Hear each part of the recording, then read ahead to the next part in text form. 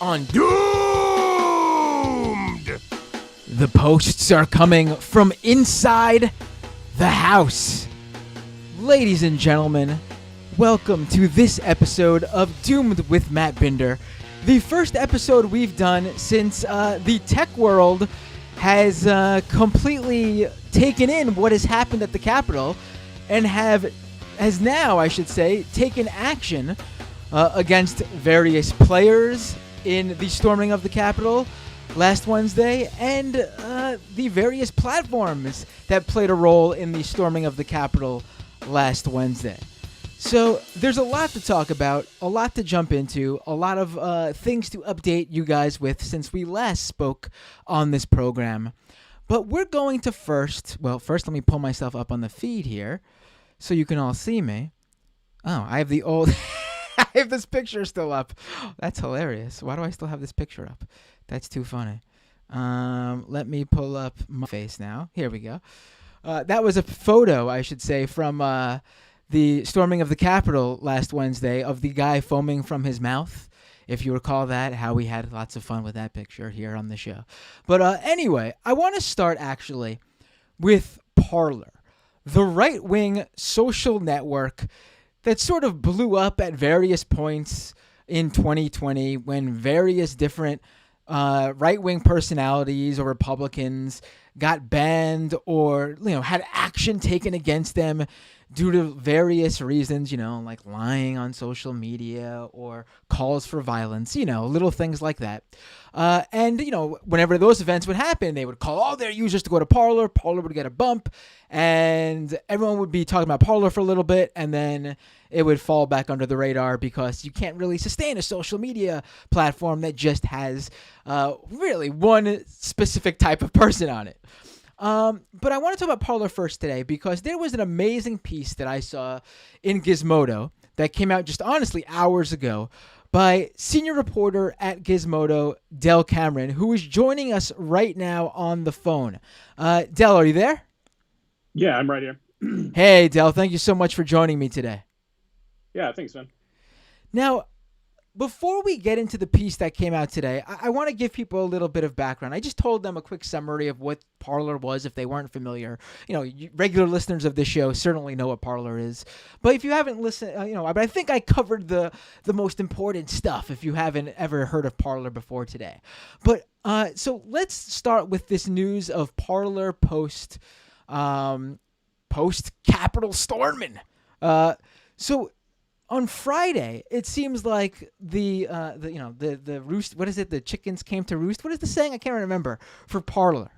The chickens came home to roost. Yeah, right? Something like that, right? Yeah, it's something like that. So what happened on Friday with Parler? Well, last Friday, it kind of became clear that Apple and Google were going to eject Parler from their app stores.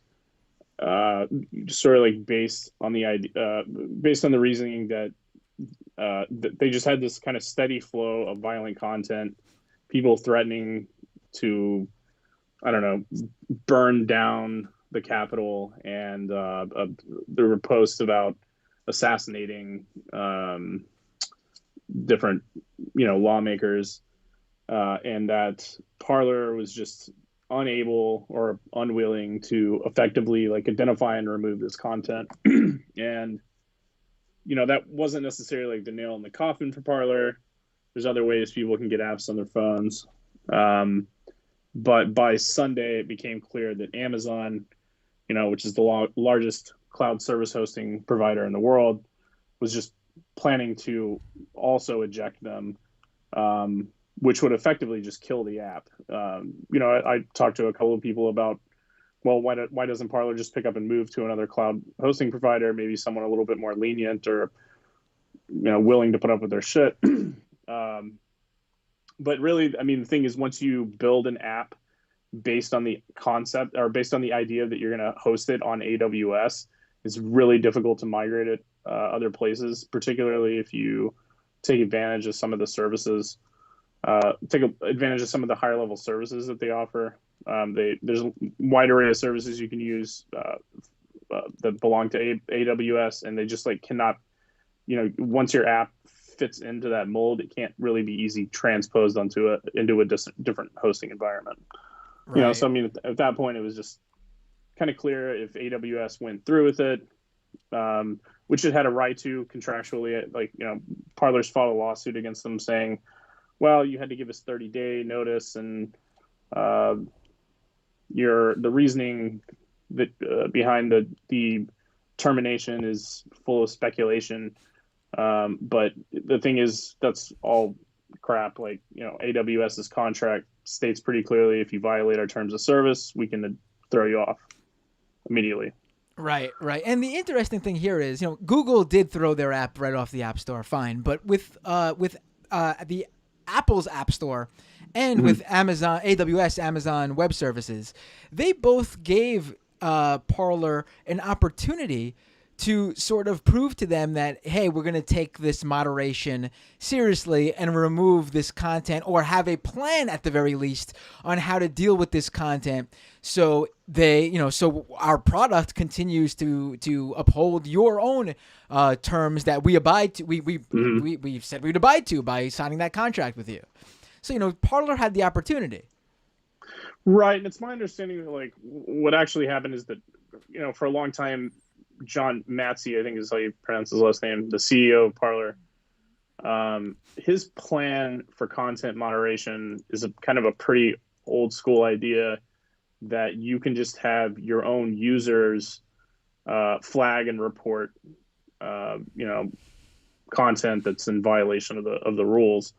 I mean, it's kind of like, if you remember, like, way back in the day on the Huffington Post website, like in their comment feed, like, it was like managed entirely. They didn't have like moderators necessarily. It was like managed entirely by the other users. Right. Users who like flagged, who like were correct in deciding which posts to flag most often. Their flags carried more weight, and they had this like weird system to do that. I mean, I think that was like kind of something that Parler was leaning towards, but I mean, it's just like, if you have an abundance, like, overwhelmingly your user base is like participating in this type of just posting violent content, encouraging it, and inciting violence and hate speech, and just this unfettered racism everywhere.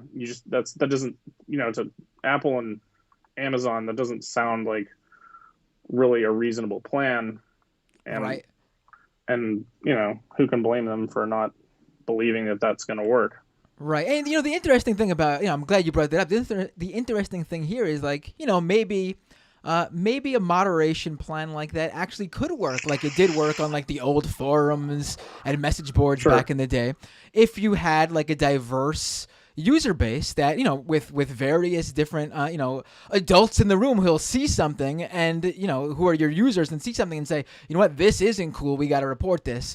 I could imagine maybe in some scenarios that could actually work, but it seems like when everyone is A-okay with this type of stuff, or at least like 90% of your user base, you're going to have a problem with that moderation plan.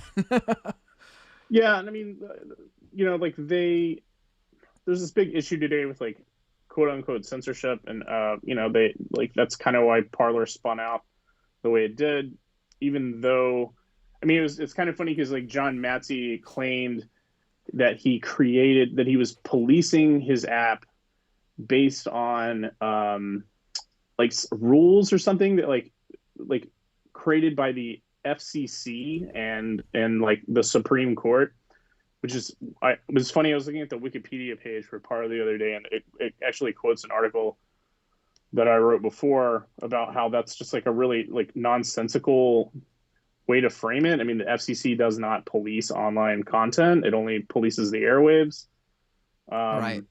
So it's kind of, it doesn't really make sense the way that, and the other thing is that like they were booting people off for like cursing. Like he was like, I don't want people saying "fuck you." I don't want people you can't, I think he said you can't have usernames like cum dumpster. Listen, so we gotta draw the line somewhere, Dell. I mean, really. I mean, when it comes to the threats. 4 out of the 5 things that he said when he was talking about like, well, this is what we actually will kick you off for, are stuff that you can do on Twitter and Facebook. So like the notion that it was more free speech was going on over there wasn't necessarily true. It was just different types of speech that would get you banned on Twitter, like threatening to assassinate the Speaker of the House would get you banned on Twitter, and apparently on Parler, like they were just letting that slide. So, right. So Amazon and Apple and Google all cut ties, and Amazon's the last one to do it, and this happens Monday morning at, what was it, like midnight or maybe a few minutes after. I recall seeing people say, "What's going on, Amazon?" Why? Like there was people like waiting, like counting down to midnight to watch Parler go offline as if it was like the Times Square New Year's ball dropping. And I guess they were a little late cutting the cord and pulling the plug, I should say. But in between that Friday night announcement from Amazon, that Friday evening announcement from Amazon, and them actually taking the site down on Monday, there was a race of the clock to basically do what, Dell? right. So, a hacker that I ended up speaking with late Sunday night or Monday morning had who I think lives in Austria, had kind of been monitoring the site for whatever reason. I don't know, maybe just like they're a masochist, but like they were just monitoring the site during kind of the siege of the Capitol on Wednesday, and had been monitoring it since then, and just out of their own general interest had decided to start cataloging posts that were related to that event, and had been doing that since Wednesday. And then when it became clear that Amazon was going to boot the service and that it was going to go down, and that basically all of the content on Parler was going to be, disappeared, they kind of began an effort to like archive all of the content on the site. And since I have like probably the most atrocious sleep habits, it was like 2 o'clock in the morning on Monday, and I was like, I wake up on my couch and I'm kind of just like scrolling through Twitter, and I start seeing some chatter on like some InfoSec channels about Parler data. And, I hadn't been paying really that much attention to the story at that time, but then I saw like the magic words location data.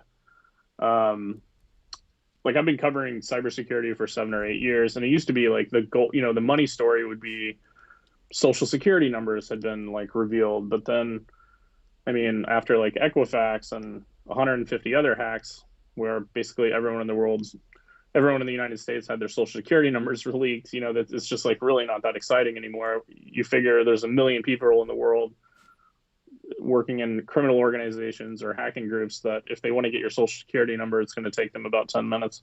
Right. So location data became more sort of valuable or interesting in the sense that it revealed your movements. And like there was a lot of talk during like the Edward Snowden revelations about metadata being, so valuable. And, we all kind of learned that you could use metadata to figure out like really intimate things about someone's life.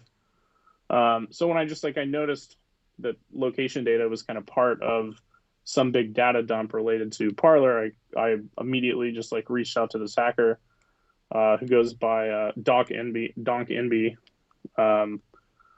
on Twitter, and kind of started a conversation with them and wanted to learn more about their efforts, and decided it was worth putting a story up that turned into like a pretty big deal pretty fast. Like people were immediately really impressed that somebody had gone out of their way kind of in the last moment to just catalog all of this activity on Parler, and kind of, the idea that it contained a ton of incriminating evidence of these people who had, overrun police barricades and pushed their way into the Capitol and trashed the place. I thought, people found that very interesting. They found that the hacker had like something like 12,000 followers on Twitter, and I think they're on their way to 100,000 now. They just very interested in the fact that there was a hacker out here trying to do some kind of like vigilante justice type Right. And there was website scraping. there's some interesting things that came out of that hackers archiving campaign to grab all this stuff. For example, she was able to archive even deleted posts. Like if a user had deleted posts on Parler prior to this, apparently Parler didn't actually delete the posts on their end. Like they even made them publicly available. They just hid them from their users. Yeah, I do believe that's true.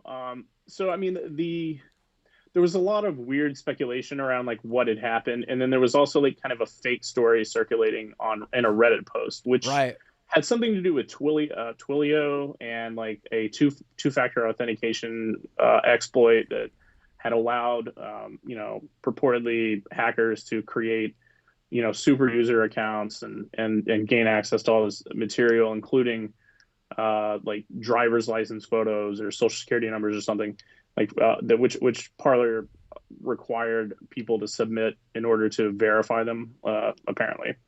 And Oh, I but know because I actually signed up for Parler when I first heard about did it, you? and I sent them my driver's license because I'm an idiot, but also because I knew I was an idiot doing it. Like I knew I was like I shouldn't be doing this, but I need to follow what's going on here, and I need the full whatever that verified thing gets me. I need to see what's going on because I was like I need to check this site out. This is crazy, but thankfully it doesn't appear at the most part for as of right now that any of that information was accessed. Yeah, I mean yeah, like, I was kind of perplexing because that story was kind of circulating, and as I was writing a report about this particular hacker's archival efforts, and those were getting kind of intertwined on Twitter, and people were starting to go after her and kind of attack her over the IDs thing, and none of that had anything to do with what she was doing.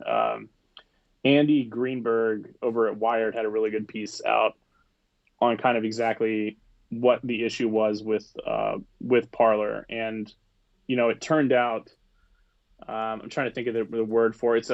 It's called an insecure direct object reference, which is just kind of a particular kind of bad code job where posts, like when you like post a video to Twitter and it like kind of it gives you this address for it that has like kind of a mix of numbers and letters. That wasn't what was going on over at Parler. What was happening at Parler is that they were just storing them in like chronological order, like 1, 2, 3, 4. Right. Um, That to me is actually like probably one of the more amazing things that I don't think most people who don't really understand the significance of that don't really get. But to me, that is just like I read that and I was like, "What idiots!" I was like, "What's going on yeah, over there? Why would you do that?" I mean, yeah. like, I like, mean, I guess for you explained it really good, but I guess for like a layperson, like imagine if like every time you uploaded a YouTube video on your YouTube account, it just was like youtube.com/1, youtube.com/2. And imagine how easy it was for people to then realize, like, hey, it looks like so and so deleted a video because there's some numbers missing. I wonder what they deleted. Like, that's not yeah. even the main purpose of it, but I think that's my way of explaining it to people who don't get why that's like significant. Like, imagine that, being able to tell that sort of stuff. Right, and even worse than that, because you got to remember that this stuff's supposed to be public largely. I mean, you're obviously supposed to be like on the app, join the app to be able to view the content, but it is supposed to be public. But kind of like worse than that was that like there was no authentication required to access that stuff, like just from a URL bar, and then there was nothing. There was no. They didn't limit the rate at which you could access those posts. So it gave, this hacker the ability to just like quickly write a script saying, go fetch 1, 2, 3, 4, these URLs all the way down, and download them as quickly as possible. So, in a good coder would have set something up to like prevent that, just to prevent scraping in general. Like most apps, Facebook, for instance, like they don't really want you scraping their site. They have terms of service that are practically unenforceable, saying, you can't scrape our site. There's a lot of stuff going on right now with facial recognition companies that are doing that. Right. But anyway, that's kind of like what this hacker was doing. She was not accessing, creating super user accounts or like accessing information that was not public facing already.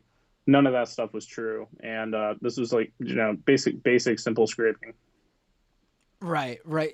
I actually wrote when I saw your piece, I looked further into what was going on around there, and I saw Hmm. that Reddit post. And I was like, all right, then I'm going to like sort of, I guess, write like, an unofficial sort of follow up to your piece talking about the misinformation, which I wrote about on Mashable. And, Oh, cool. Oh, yeah, I saw that. there was so much like misunderstanding, and that's totally cool, but so much of it seemed like almost like, for example, the idea that there was a claim out there that Parler was built on WordPress. Just what? Like, that's not true. People should know that's not true, because Well, then there was that like a long time ago. Apparently, Parler was like a WordPress site or something, and like I earlier this or like last summer, I think someone started circulating this screenshot around claiming it had been hacked, and then like that ended up being debunked pretty fast. right. What happened? I remember that. I'm glad you brought that up, because I'm remembering that now. What happened was actually Mhm. was that they had a company blog or something like that run on WordPress. Like, it was it was under the parlor.com domain, and the Right. blog part was built on WordPress, because if you're just going to set up a quick blog, who gives a shit? Just put it on WordPress. But like, obviously the site itself, like the social networking platform, wasn't built on the WordPress CMS. So Right. You can't do people that. broke into like the company blog or something, and they were like, "Oh, it looks like the whole thing was built on WordPress, but WordPress can't do as much as all that Parler was pulling off." Right. And there was another leak or whatever you want to call it, in either November or December, that was found by fuck, what's his name, Kurtner or All right, the guy who Aubrey started Caudill. 420 Chan or something like that, right? Yeah, the founder of 420 Chan, who is credited as being, the founder of the of Anonymous, or being involved at least in the most early stages of it back in, I don't know, I guess that would have been like 2010 or 11 or something. Yeah, I mean, he found a bunch of photos and email addresses or something. And I think John Matsey, the Parler CEO, came out and said, no, no, no, it's just public information or whatever. That was one of the events that kind of triggered this hacker that I was speaking with, and got her interested in Oh, looking right. into Parler in the beginning anyway. Right, right. Look, one thing actually, something you just said made me think, made it pop up in my head. One thing I want to really like hone in on is that I saw another claim going on out there. They're like, "Oh, it's too bad that this hacker broke into Parlor Systems and stole this stuff, because obviously now it's inadmissible in court because this is illegal," and that's actually not true. Scraping content off a public API, you mentioned, is against a lot of companies' terms of service. They can boot you off their platform for doing that, but scraping the content is not against the law.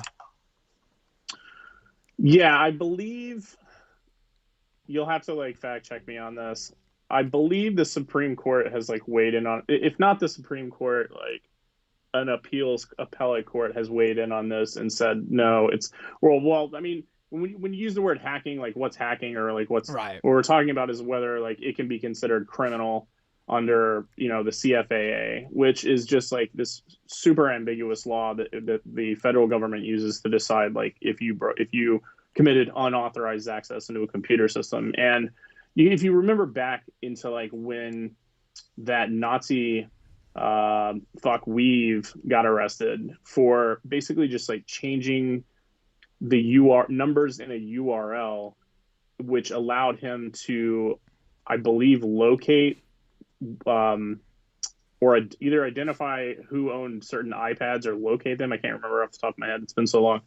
I mean, that was like just changing, a number in a URL basically, and that was a violation. And then you have Aaron Schwartz, who mass download basically did the same thing we're talking about here, which is just mass downloaded academic journals from JSTOR, was considered a violation. So like when we talk about like what's considered hacking or not, that's really what we're talking about. And I think there's been a pretty recent like high level court ruling that's decided that scraping is not cannot you cannot be prosecuted under the CFA just for scraping a website.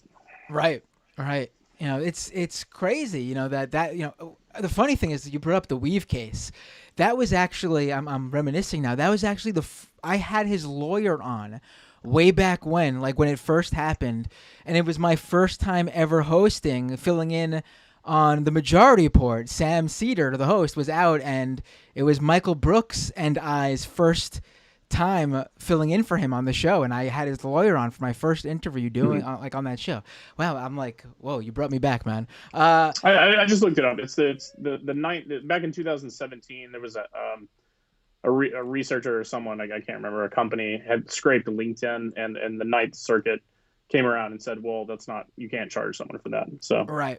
The Weave thing is one of those cases where it's like, terrible guy, you're not gonna stand, not gonna, whatever happened to him, but that's not how it should have went down. Like that was a very bad precedent. And, right.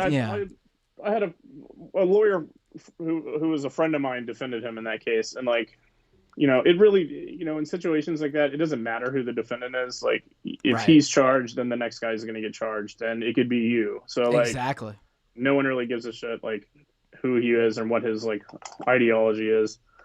I mean, it's kind of like the ACLU defended the KKK's right to protest on street corners because if they can do it, then, like, all of the rest of us can do it. I mean, until they declare, like, martial law or put in a curfew and start shooting tear gas at you. Right. No, absolutely. No, for 100%. Now let's jump into this juicy piece that came out today, and I gotta hand it to you. You said how you were very interested in the location data, and when I saw the location data part of it, I thought to myself, that this is obviously going to be used to prove based on each user, who was there, who was in the Capitol, who was around the area, who broke the law and who didn't, who was like in the vicinity.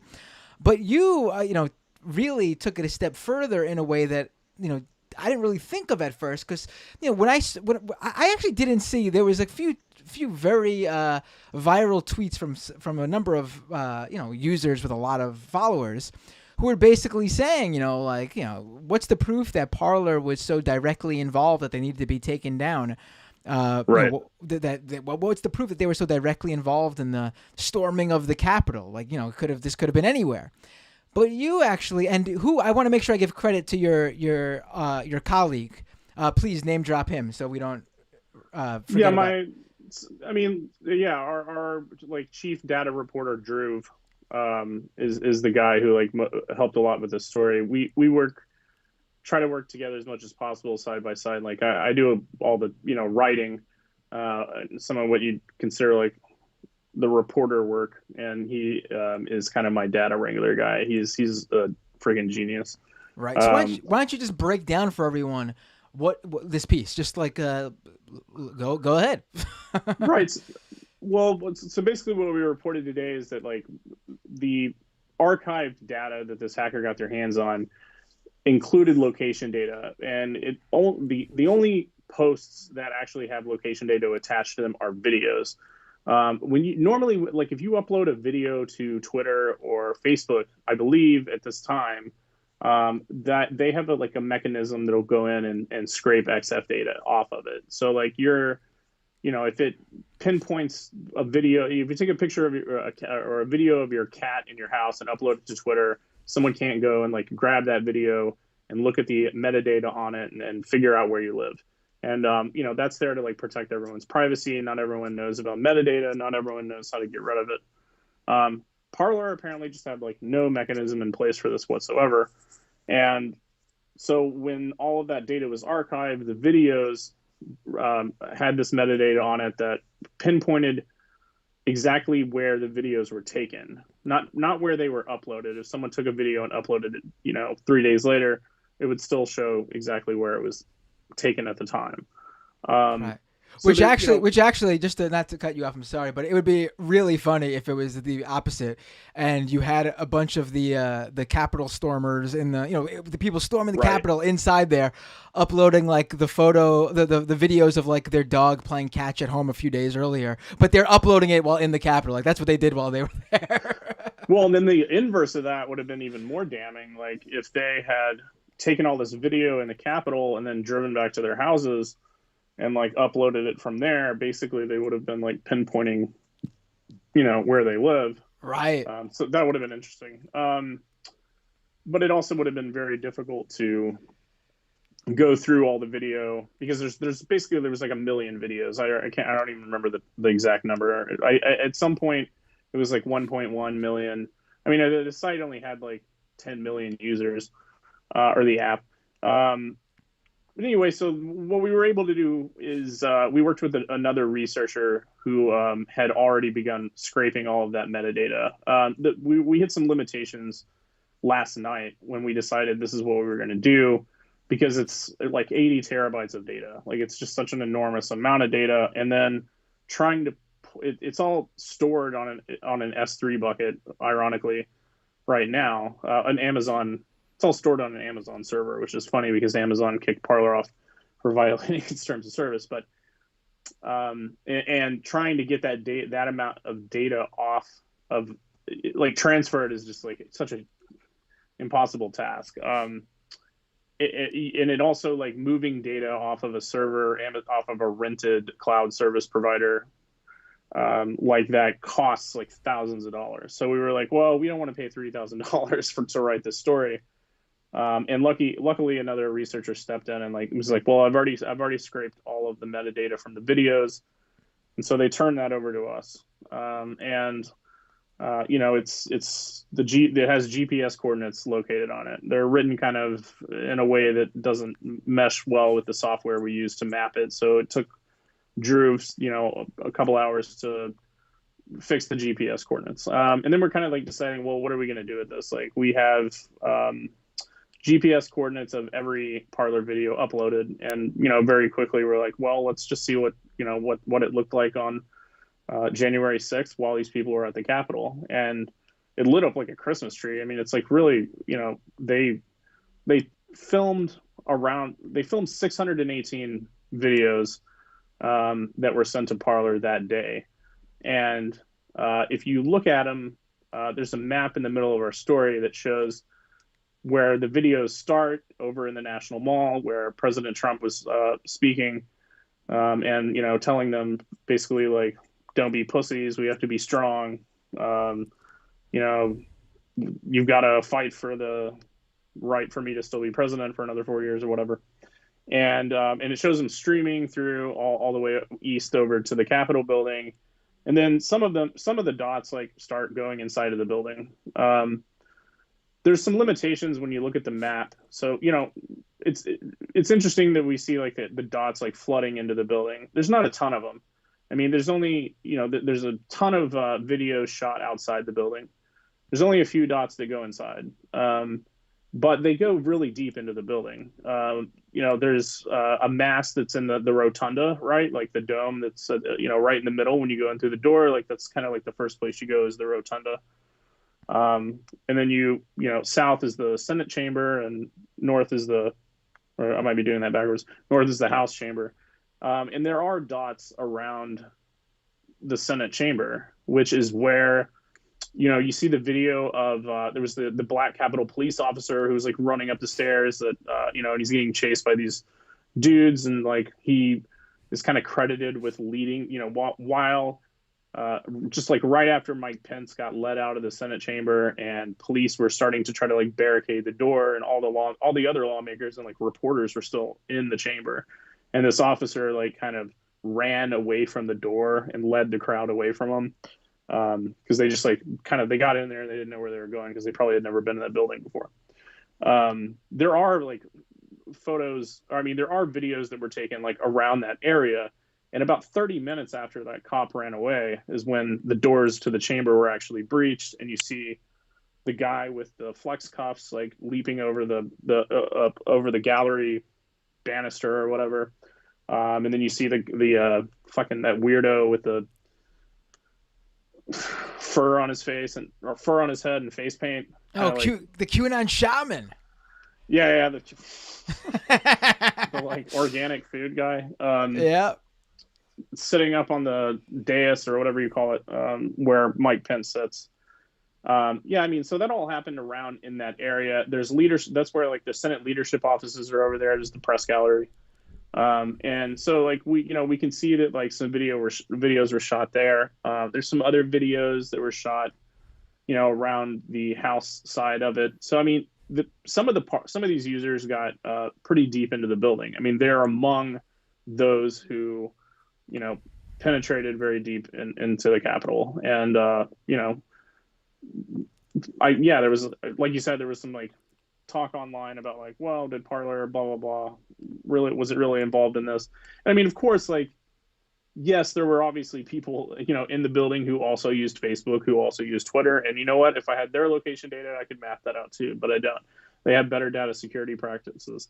But, I think that it's interesting to look at, the sheer number of Parler users, and the fact that, like, if you go back and look at the content on Parler that day, it was, do it, burn down the building, and like calls to us. There was calls to assassinate Mike Pence.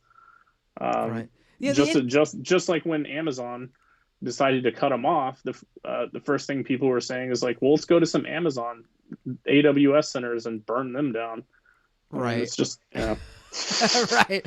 I was actually very surprised about how much content was uploaded to Parler from the Capitol. Like, it was no surprise that it was a big event on that platform and that people were talking about it and that some people there would be posting on it.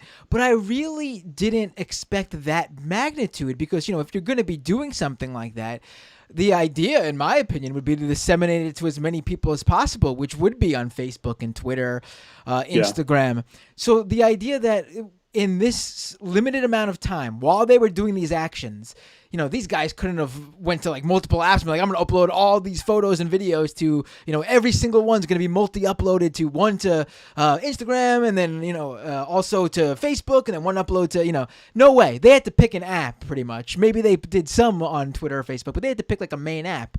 And a lot of them chose, it seems like, to just feed their own, like the people who were on Parler with this stuff. Like, it was like they were looking for some sort of I don't know, applause from their own little community. Like, it was expected sure. that this was what it was going to be. I mean, I'm 35, I'm not very old, but I can still remember going to like concerts and shows when I was younger, where like before people had cell phones, and like, so when I go to places now and like everyone's holding up a cell phone, that still like is very annoying to me because I remember what it was like before people didn't do that. But it's kind of the same. I don't know, like it's pretty much the same thing. Like, they were there and they felt like rock stars. The adrenaline was pumping, and they were doing it for the likes. But some of them, I mean, people should definitely go and read like Ben and Brandy's stuff over at NBC News, where they like cover the ideology and like the thinking behind the QAnon people that were there, because a lot of them, were wholeheartedly convinced that they were there to overthrow the government. They were there because there's a moment that I think is they call the Great Awakening, where they're just going to seize the reins of power, and they're going to capture all these lawmakers and execute them. And I think that Ben's reporting on that has been pretty accurate. Right. That we were really close to something like that happening had they not escorted those lawmakers out of the Senate chamber in time, or out of the House chamber in time. It's very possible that some of those people would have been killed, or like taken hostage at the very least. Something very bad could have happened. I mean, it could have been much, much worse, because these were diehard people, and these diehard people did migrate in mass over to Parler. That's where they chose to be, around their own echo chamber. They were not, welcome over on Twitter. They were ridiculed if they were not banned. Right. Facebook had begun cracking down on them by then, just out of sheer, like, just to get people off its back at that point. I mean, Facebook is as culpable in what happened Wednesday as anyone, and probably more so. Facebook has. I've been writing about Facebook's interactions with civil rights leaders who've been warning about this specific thing happening for years.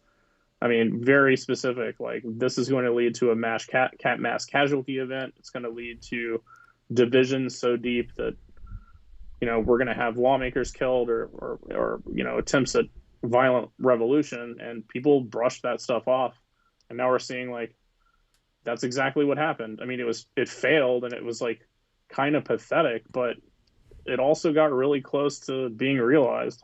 Right, right. Now, two really quick questions before you go. One, what is the plan for all this archived material? Is it going to be, or is it already available for the public to look at and sift through and possibly find something interesting that no one else has found on Parler so far? Like there could be some real, important nuggets of information in there, or eye-opening nuggets of information in there. Let me check something real fast because it might actually have an answer. Sure. So while you check that, why don't I ask you the second question then? Do you think Parler will be able to get back up online? This is pretty much your own opinion. You don't need to have any sort of based on everything you know. You don't need to really. Obviously, no one knows. Right. Not as. I don't know. That's really hard to say. I mean, so the other thing to know about Parler is that it's backed by.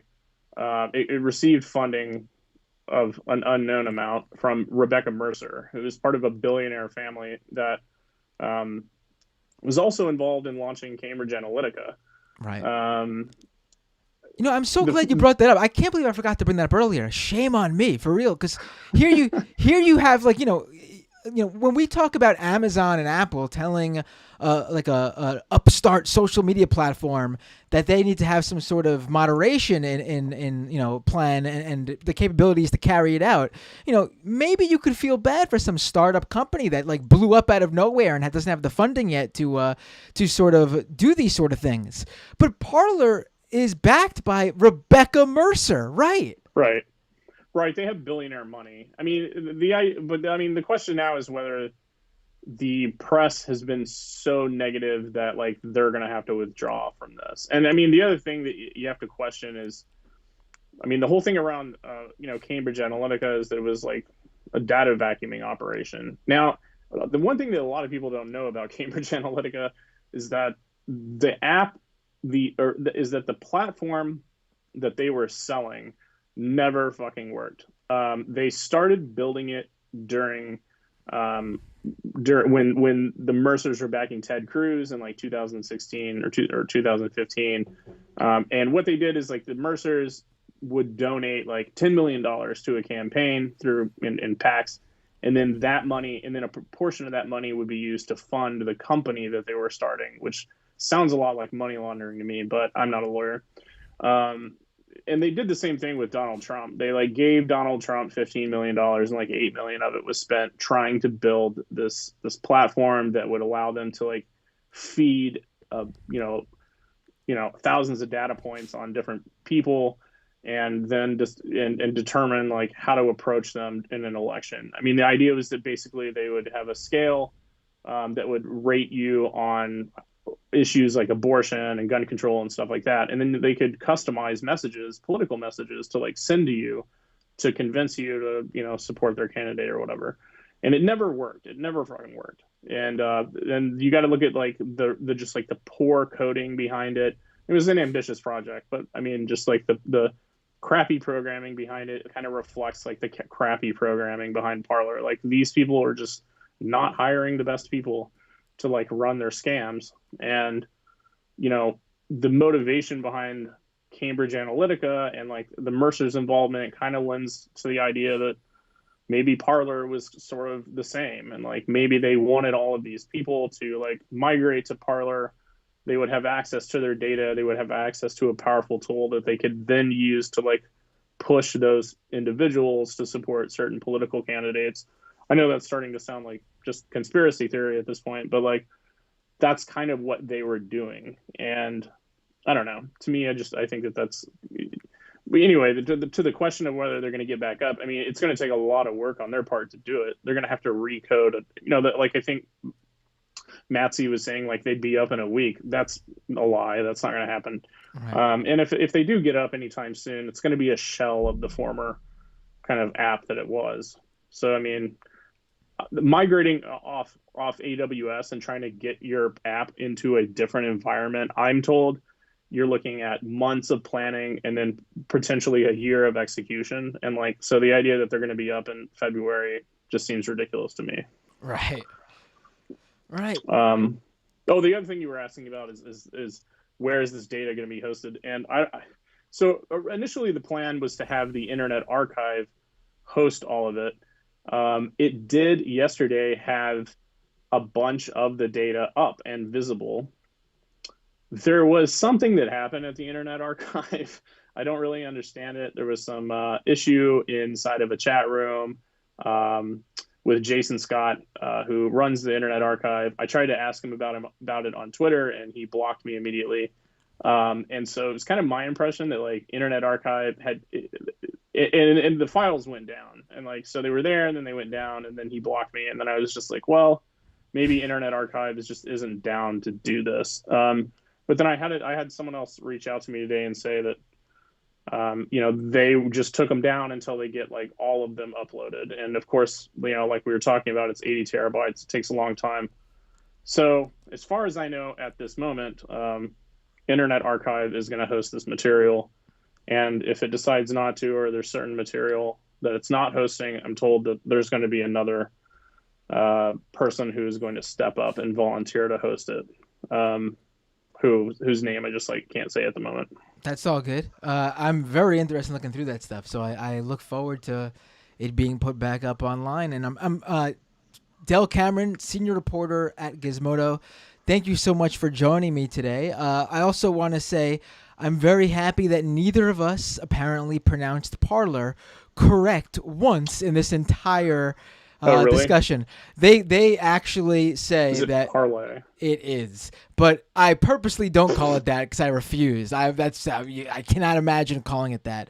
And really? There is. Is it really? You're not kidding me? I'm not kidding with you. They've actually said, because it's based on the French word, they said, which to me is the ultimate, like the funniest thing I've ever heard in my life, that this conservative, this right-wing social media platform was like, you actually have to pronounce our the name of our platform after the actual French of all the languages. That happens to me a lot. I've been working from home for like 7 years, and like everyone communicates through Slack. I'm hardly ever on the phone with people, or so like there's tons of words that are out there that like I just mispronounce all the fucking time and like have no idea. I'm pretty sure. All right, no, but I knew it was parlay, but I still refused because I refuse. I'm not going to do that ever. That's just ridiculous. Well, why would you? I'm going to keep saying Parler. I thought maybe like they wanted it to be Parler, like a parlor that you sit in and like have conversations or something, but like Parler with an O wasn't available. Maybe. Right. I don't know. Right. Actually, and you know how like on Twitter you write a tweet, on Parlay you write parlays. Shut up. I swear to you. I swear to God. Like it is ridiculous. No, that would have never taken off. Never in a million years. Somebody's mentioning Don in your chat. Somebody's mentioning Don. I don't even know that guy's name. Bongino? Bongino? Oh, Dan Bongino. Yeah. Dan Bongino. Yeah. He's also, by the way, an investor, or claims to be an investor in that. So, right. I think maybe we can get a hold of him and ask him if he's gonna like throw some more millions at this project. Oh, I think he went on Fox News like the day after and said, like, it went down and said how this has bankrupted him or something like that. Which I don't believe for a second, because that guy is every day like the top 5 posts on the entire Facebook network. Yeah.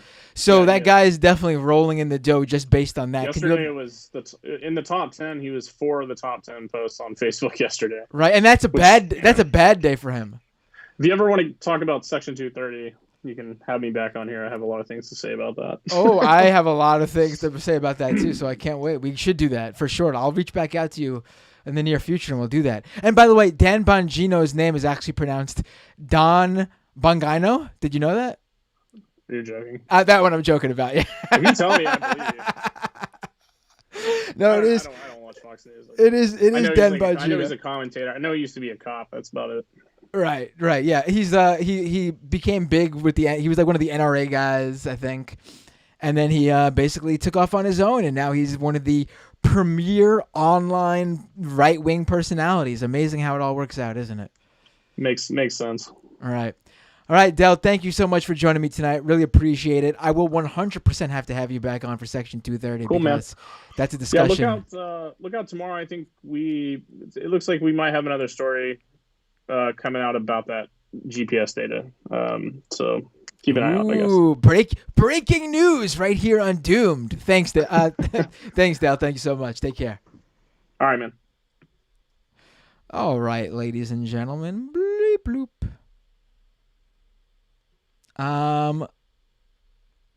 I would like to just catch everyone up on what happened since the last program. Now, last week, well, first of all, patreon.com/MattBinder to support this show. Last week, we did 3 episodes in a row, Monday, Tuesday, Wednesday. And that helped, gain about half a dozen new patrons. But I would like a little bit more if it's possible. So if you can help us get to that next goal that I still haven't updated the Patreon page for, that's on me. But I'm letting you know the goal is close right now. I would like 200 very soon. 200. I'm not asking for a lot. I know there's shows with thousands. I'm not asking for a lot right now. I mean, I would like that, but I know it's gonna take some work and some some time to get there. So I'm asking for, let's get to 200, and that would be a really great goal to get to right now. So patreon.com/MattBinder to support this show. Subscribe to the YouTube channel, youtube.com/MattBinder. Follow me on Twitter, Instagram, Matt Binder. Search for me on any social media platform. I'm Matt Binder. Just search Matt Binder. It'll come up. What else? Twitch.tv/MattBinder. Doomedpod.com for the podcast, aka audio version of this show. So let's quickly go back a little bit. So last Monday, did a live show during the last rally with Trump as president for the Georgia Senate races. And then on Tuesday, I did a live show very late at night on Tuesday to give live result information about the Georgia election. And we ended that one on a very happy note, didn't we?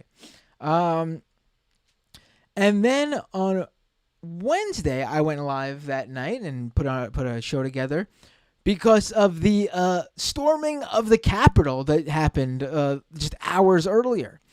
And, oh, man, how did we end that show again? Oh, right. So Wednesday night, I'm on here, it's like midnight, right, with you guys, whoever was watching live Wednesday night. We transitioned into the second half of the show for patrons only at that point. But right now, as the show's growing, I let the live stream viewers watch it live without having, I don't cut them off yet. It'll happen eventually.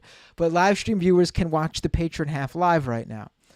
And so news broke where while the Congress got back together to debate the election results and certify the electoral votes, there was a debate about whether Antifa was really responsible for the storming of the Capitol. And I did a live, on-air, real-time investigation behind the facial recognition company, I believe they're called XR Vision, that people like Republican Congressman Matt Gaetz were using to claim that it's been proven that Antifa stormed the Capitol.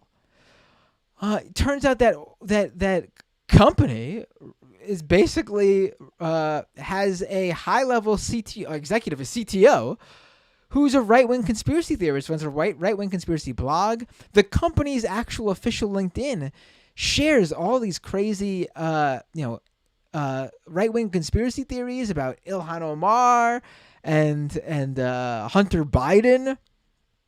But then the next day, show ends on that. Everyone loved that. In fact, I got lots of. We got to figure out how to do more of that stuff. I got lots of DMs and messages from people saying how that was actually a lot of fun, and they really liked that, and they would want to see me do that more. News has to break during the show for me to be able to do that with you guys. But we'll pay more attention. I'll pay more attention to that stuff and see when I can pull it off. But so the next day, that facial recognition company, XR Vision, even though they have all these ties to the right, they came out and denounced that Washington Times article that claimed that they were saying it was Antifa, And that Washington Times article was what the Republican congressmen were using as their source. And so they debunked it on their own, which, by the way, they then came out and said that they actually matched it to two white supremacists, which I'm sure that it's quite possible they are white supremacists. Very likely they are white supremacists. Who knows right now, though? More has to be looked at those individuals' backgrounds.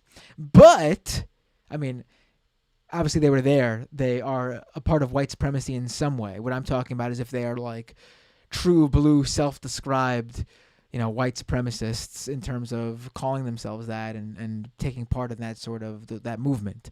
There's an important distinction there to make, while still pointing out that they're all white supremacy. It's all white supremacy, but their official match for their facial recognition is also bullshit. I wrote a piece about that. They're wrong about who they identified. I highly suspect, and this is complete speculation and based on just what I said on that night too, when I was doing the live investigation on this program, is that their facial recognition algorithm or software, is highly suspect. I wouldn't be surprised if there was no actual facial recognition technology behind it, and it's all some sketchy shit going on. So that is that. And then Friday, and I didn't do a show Friday, unfortunately, because I had to deal with a family, pre-planned family matter. Everything was fine. Just had to do something for the fam. But Friday then, that's when, like we mentioned earlier, the Parler ultimatums came in from Apple and Amazon, which eventually led to a ban. And then Twitter started purging all these QAnon accounts. They had, I think at the end of the day, they announced yesterday, 70,000 accounts were removed from Twitter. Now, you can talk about QAnon on Twitter.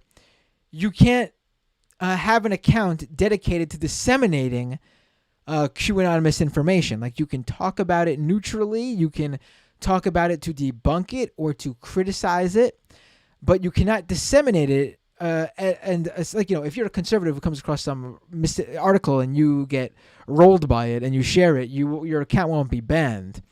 But if your account is dedicated to disseminating misinformation, you will be banned now. So that happened, a mass purge. And then you had all the right-wing personalities and congressmen coming out and announcing how they're being censored because they lost all these followers, telling on themselves that they basically were being followed by all these right-wing radicals, these people who follow and believe and disseminate a conspiracy theory that is basically a modern day anti-Semitic conspiracy, honestly. And following that QAnon ban Friday night, and you can't believe they did it with the Friday night news dump when they finally got around to doing it, Twitter banned Donald Trump. Let's pull up that account. Let's take a look at that beautiful account. I mean, Twitter banned the President of the United States. Amazing. Look at that.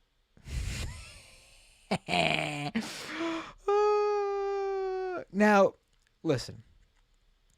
I totally have my reservations and my concerns and have been very vocal about the power that big tech has over really our modern day forms of communication. But also, this is the conservative ideology completely in its most purest form. This is a private company under a capitalistic system, under the free market, able to decide what they want on their property, their platform. And they can choose to serve or not serve whoever they would like to would like or not like. They can also choose to take off whatever they want, not what they don't want on their platform. This is the conservative dream world. This is what they created. This is what they wanted. And one of the few laws that are actually good about the tech platforms, which we briefly mentioned earlier. I'll have Dell back on the show to talk about it in more depth. I've talked about it on the show before. Section 230, that's what they want removed. And I've said many times before, it's because, in my estimation, they know they're going to lose this battle and be taken down for spreading lies and misinformation and death threats and violent calls. So they would like to get rid of Section 230, not for the reason that they're saying, for it to be a bastion of freedom online, because we'll do the reverse, getting rid of Section 230. They're doing it to level the playing field. They're saying, as right-wingers, if we're going down, we're taking you all down with us. We'll get more into that again on another show, but the President of the United States banned from his most favoritist platform, quite honestly, the platform that created the man who would become Donald Trump, the president, Twitter. Apparently, Trump was very upset about this, very, very hurt and upset about this. He said there were pieces that said that he had enjoyed tweeting and then watching his tweets pop up on cable news as if they were press conferences, which is hilarious that he would do that and enjoy that. He also, by the way, watched the storming of the Capitol unfold, and no one could get a hold of him to get him to tell his supporters, to his rabid audience, to stop, because he was so enamored with the television.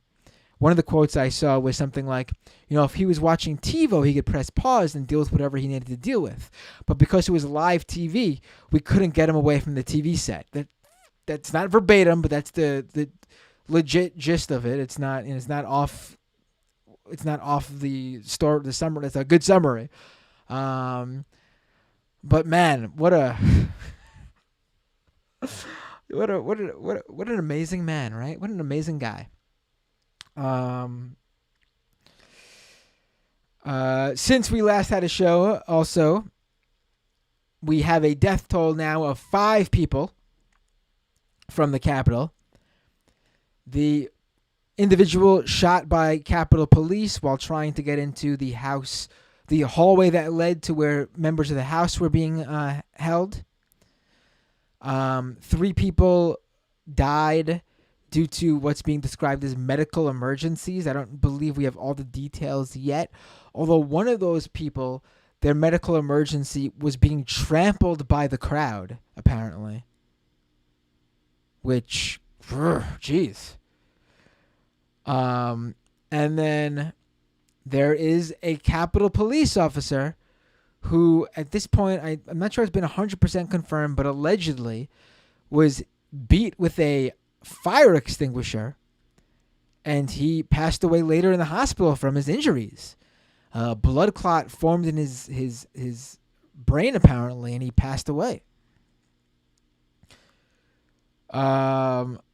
So we had the law and order president basically rile up the Blue Lives Matter crowd, who then went ahead and killed a police officer.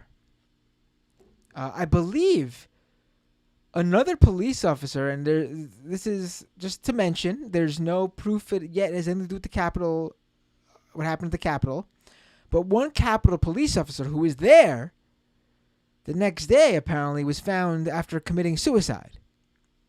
And the Capitol Police is getting tons of criticism.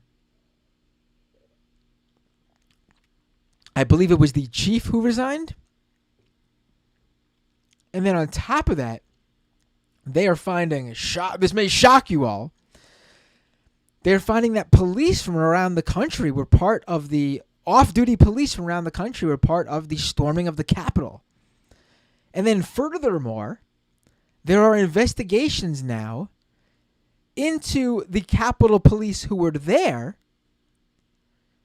to see what their involvement was. And there are specific investigations into something like a dozen people due to their, I think they believe they had some involvement. It was like an inside, maybe not an inside job straight up, but they were very receptive and helpful to the Capitol stormers as they were in the building.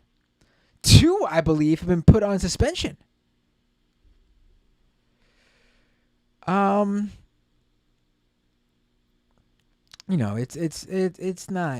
It's not surprising. I mean, anyone who listened to or watched this show over the past couple of years, anyone who even further back watched my segments on the Majority Report, anyone who saw my short-lived video series, The Real Fake News, when I worked for Cafe, I think if you consumed any content of mine at any point over the past few years, you could see this coming.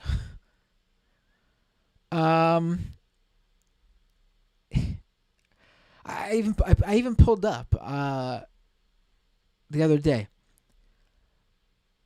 I believe that this program, this show, is the first to ever cover QAnon. The movement started very late October 2017. There were rumblings all about it throughout. I remember seeing some of the stuff. And then the first articles came out in like mid-December 2017 covering it. And as far as I could find, this show had the very first QAnon episode in January of 2018. I'm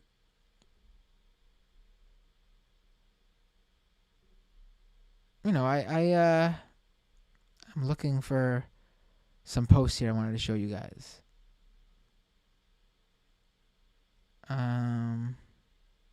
Where was it? Where is it? Where was it? Here we go. This is what I want to show you. I sent this out. I had mentioned it during the summer, but I had sent this out too. A lot of people missed it over the summer during Black Lives Matter protests. But on Fox News over the summer, the head of the Sergeant Benevolence Association, which is the second largest NYPD police union, appeared on Fox News numerous times, I should say. Ed Mullins. There he is. If you're watching on the YouTube feed.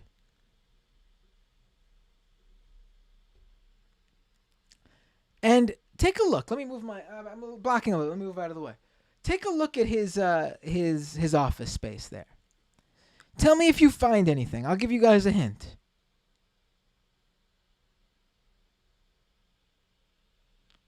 I'm pointing my finger exactly where you should be looking.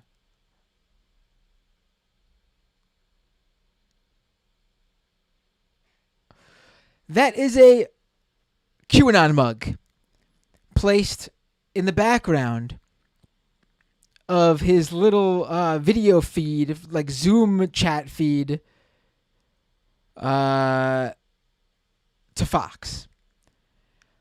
The mug has a big old Q logo on there. It says QAnon right underneath that Q logo. And above it is hashtag when we go one, we go all.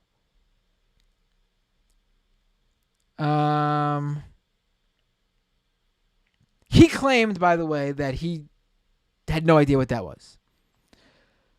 This isn't a case of like you go visit someone's office and their office is a mess and you see all this shit all over the place and they're like, oh yeah, I don't know. Someone gave that to me. I have no idea what that is. Okay, I could believe that. When you go on live television and you have a wall with American flags and portraits and pictures specifically placed, and there's one single individual fucking mug, like perfectly placed behind you. I'm suspect that wasn't placed there on purpose. And when you do it multiple times on multiple different shows, on multiple different days, I become extremely suspect that isn't purposeful.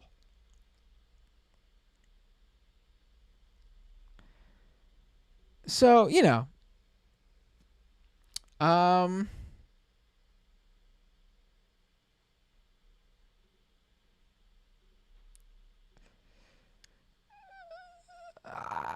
I don't know what else to say about the idea that this was something that was not you couldn't foresee. You couldn't have seen this coming. And it's not even it's to me this is the one of the culminations. It's not the end. It's the current. It's the highest it's been, and I think it's a peak. But it's not the highest it's ever going to be. A good analogy maybe would be Bitcoin. It's had its ebbs and flows. It had its previous peaks. And then it had times where people thought it wasn't going to ever be where it was. And then it surprised you. I still think it's a complete waste of time.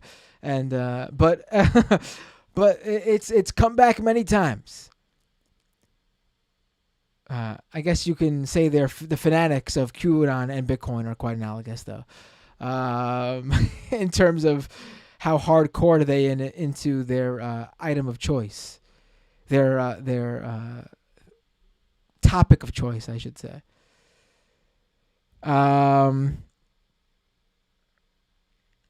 Is the audio cutting out, Marty Mouse? I don't have any problems on my end. Does anyone else have an audio problem? I don't see an audio problem here. All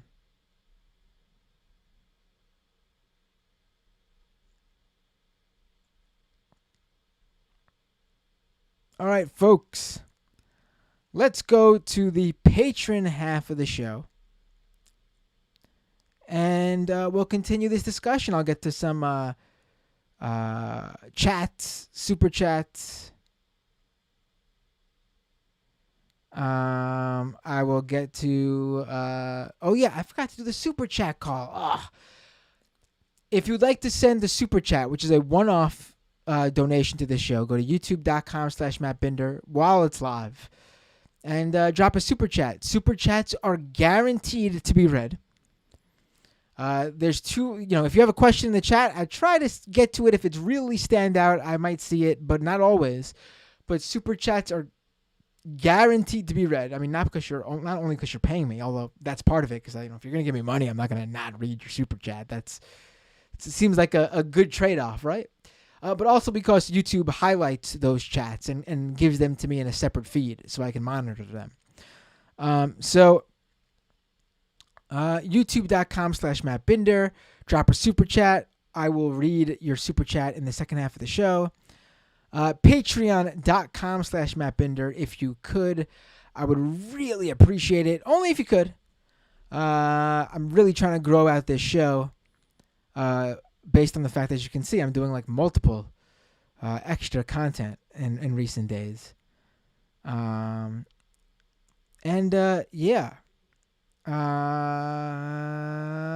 There'll be lots more to come, I assure you. Until then, and I'm not sure when the next show will be. I'll let you guys know. Keep tuned in to me on social media, and I'll announce it, obviously. And I'll always set up a live stream before the show on YouTube, so you could get notified about that. we've already done. This is one show for this week. I'm saying I might do another show this week. I'll let you guys know. I see some super chats already coming in. I will be reading those super chats in just a moment. Until next time for the freebies. See you all next time on Doomed.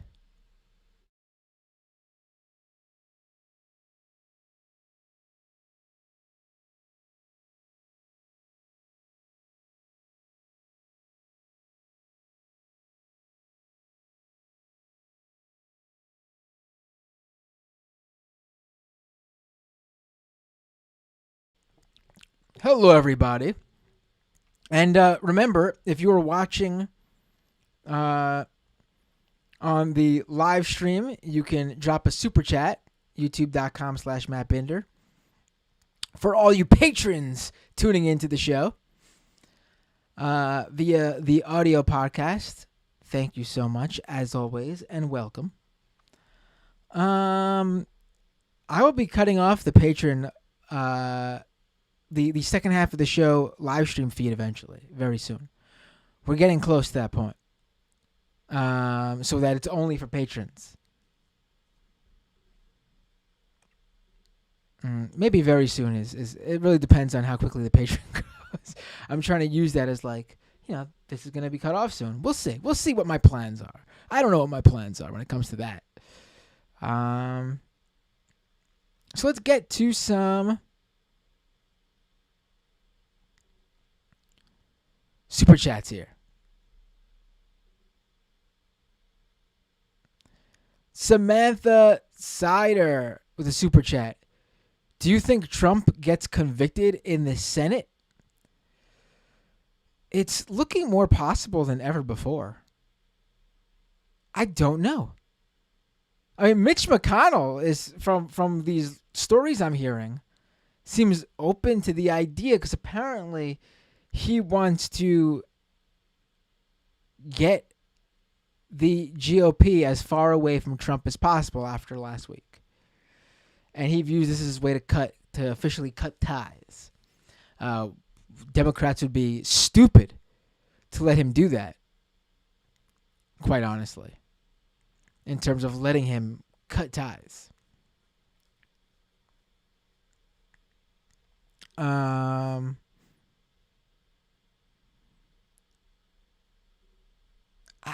I don't know. I don't know. If Mitch McConnell goes along with it, it's going to happen. If Mitch McConnell goes along with that, it's going to happen.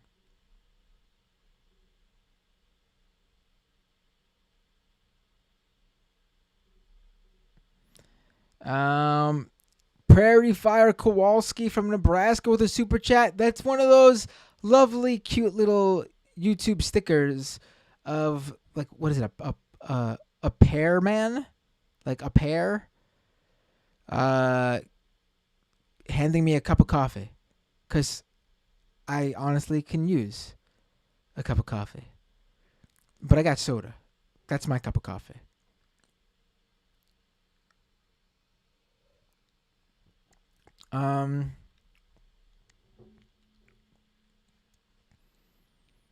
James Phipps with a very interesting question, because I'm going to have to think about this one.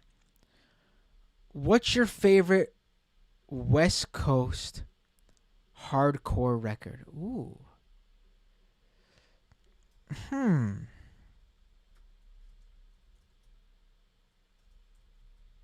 That's a tough one, because I'm a East Coast kid.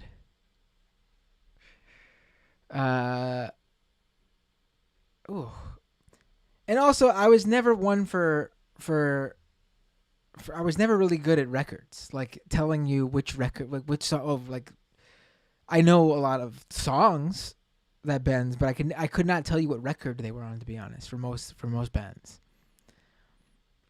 the way I consumed my music was different than that, than the way it was meant to be consumed. West Coast, though, I'm trying to think. I would probably need to see who's from the West Coast, to be honest. I could tell you my all-time favorite is like on all the coasts. Let me see what record it is too. Oh, it's the Good Clean Fun Positive Hardcore record.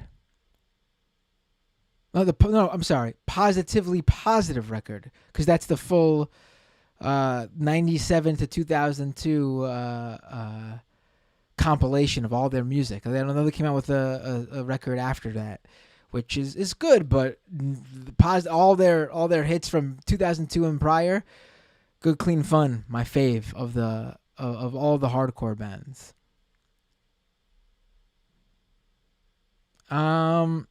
Let's now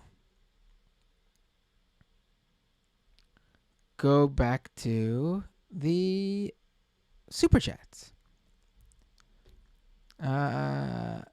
Glass half empty with a sticker super chat. Thank you. What is this sticker doing from Glass half empty? It's a pear man giggling. Aw, thank you. Debbie with a super chat. New patron here. Ooh, new patron here, buddy boy. She says, thanks for keeping me relatively sane. I gotta give Debbie here a... What do I got? Here we go. Welcome to the party, Debbie. Thank you so much for supporting this show with both a patron subscription and a super chat. Thank you so much. I really appreciate it. Let's go now to... Oh, we got another super chat coming in. Grim with a super chat says, Annihilation Time is the right answer when it comes to West Coast hardcore. You know, I cannot think of a song off the top of my head.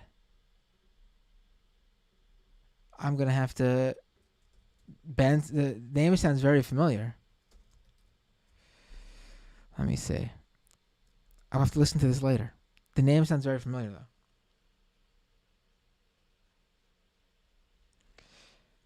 All right, let's... What were you guys talking about before? There was something in the chat. Let me just scroll back here a little bit. There was something in the chat that caught my eye earlier, and I wanted to see what people were saying here. Let's see. We got...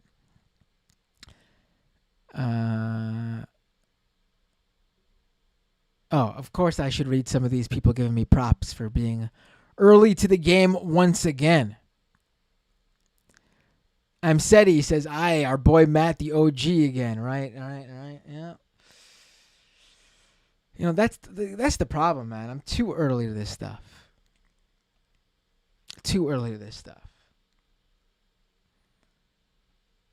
There's shows that cover this stuff that are so much bigger than mine. But I got to it too early, I think. I should add shows that covered it after me. Who, you know, and I love those shows. I'm not saying anything bad about them. But I should hold this stuff for a bit longer and wait for it to come out more broadly and then jump in. Cuz getting in so early hasn't worked in my favor. Didn't work out in any of this stuff. Gamergate. I mean, look at Sam Cedar. Fucking, I wrote the first piece on Gamergate and what's his face. Oh my god, I'm having a mental block right now. Cernovich. Cernovich was my discovery in the broader right wing. And I was too early. Years later, he'd go on to get Sam Cedar fired to MSNBC, which ended up having a Streisand effect and blowing up the Majority Report bigger than ever before. God, why didn't I get Cernovich to fire me from my job? Oh, so stupid, honestly. I'm so bad at this. I'm so bad at the stuff that ends up actually promoting what I do. Too good at covering it, not good enough at promoting it. Jay says Doom deserves a Webby. Or a Pulitzer. Or a Pulitzer, whichever. A Webby or a Pulitzer. You say tomato, I say tomato, right?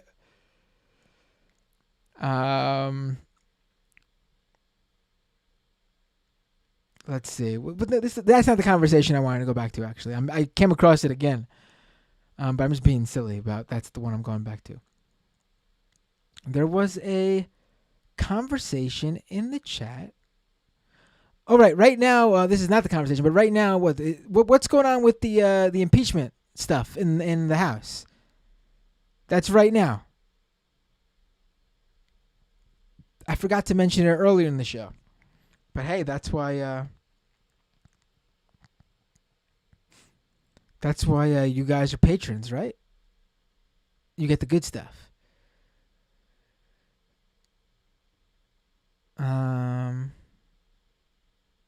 What's going on here? What's going on here? I'm trying to catch up here. Okay, there was a whole episode with the metal detectors earlier. You guys saw this? So after the storming of the Capitol, there are now metal detectors to get to the House floor. Makes sense, right? And conservative congressmen and women were refusing to go through the metal detectors.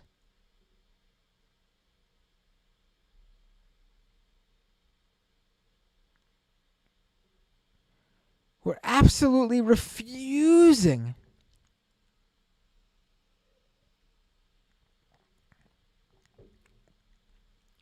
Really? So, these guys, right? After all that. Oh. And I also forgot to mention, maybe I'll have to mention this on the free half, the free part, the next time we do the next freebie show too, for those freebie listeners. But also breaking news today was pretty big. Is Sheldon Adelson, the Las Vegas casino magnate and GOP mega donor, like hundreds and hundreds of millions of dollars donated. He was deplatformed today. He was censored. Basically, he had his free speech rights removed. Really concerning. His platform was basically taken away. Yeah, I mean, and if you know what I'm talking about he died. He did. I mean, really, isn't our life the ultimate platform? And for us to die and no longer be able to speak, isn't that the ultimate violation of our First Amendment rights? The right wing should be protesting mortality, death itself. And they should do something about that. Because until we stop dying and can continue to voice our thoughts and opinions for all eternity, then no man or woman is truly free.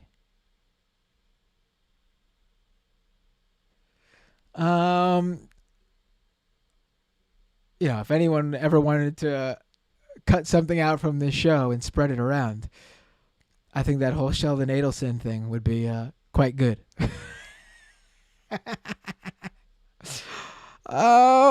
Let's go to. Where was this chat? Well, let's go back to the super chats. I don't want to lose the side of the super chats here. Elliot with a super chat. And this is a new YouTube sticker. I haven't seen this. It is a little birdie that looks like Tweety but isn't, with a little cape on, holding his fist up like a superhero. And what is that, like a little plant waving him on or something? Oh, a little fan. That's what it is. A little fan blowing his cape in the wind. Aw, that's cute.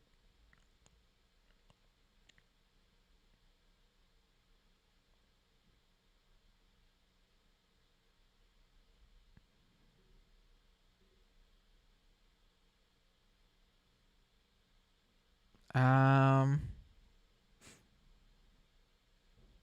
what else we got going on in the super chat here? Mariah, Andrew Yang complaining about living with 2 kids in a New York apartment got me heated on your behalf, Maddie. Oh my God, when I saw that. Let me pull up what he said.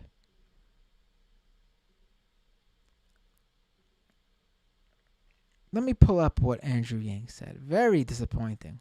I mean, not completely surprising, I guess, but very disappointing. Because, as a New Yorker, he should know better, right?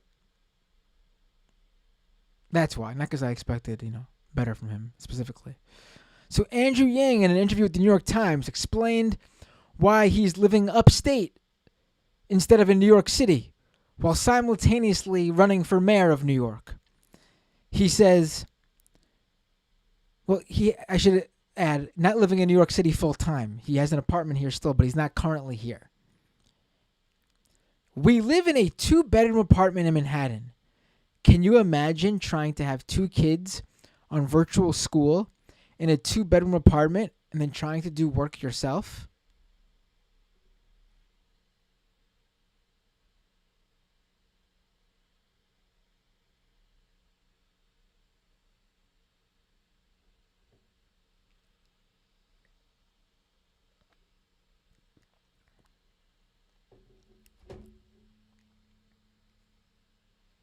I'm just taking it in right now. Again, I can't imagine that because I am a father of 2 children, one who's too young to do virtual school, and the other who was doing virtual school but was too young to really pay attention to virtual school.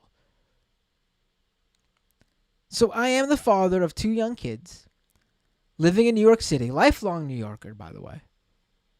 Born and bred, raised, never left, never went off to another state for college, never took a job outside the city.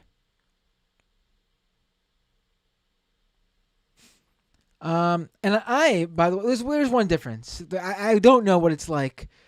I wouldn't know what it was like, 2 kids in a 2-bedroom, because until November of last year, from March to November, I was father of 2 kids, trying to work from home in a 1-bedroom apartment, a very small 1-bedroom, really a studio-sized apartment with a wall that separated the bedroom area.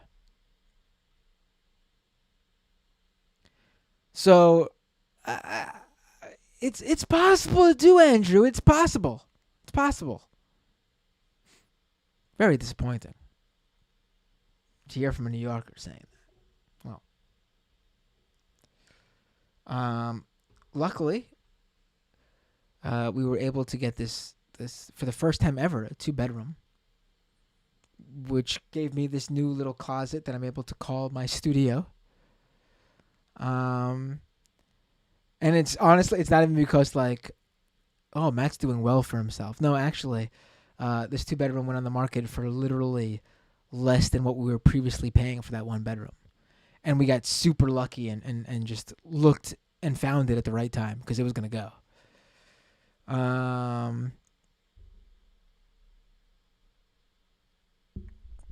Rick says, love the show, get a pop filter. I know. I don't know why this mic is popping so much. This should do at least some of the work, but it's popping still a lot. I do have a pop filter. I'll have to use it. I thought it wouldn't affect it so much, but I'll have to. I'll fix it.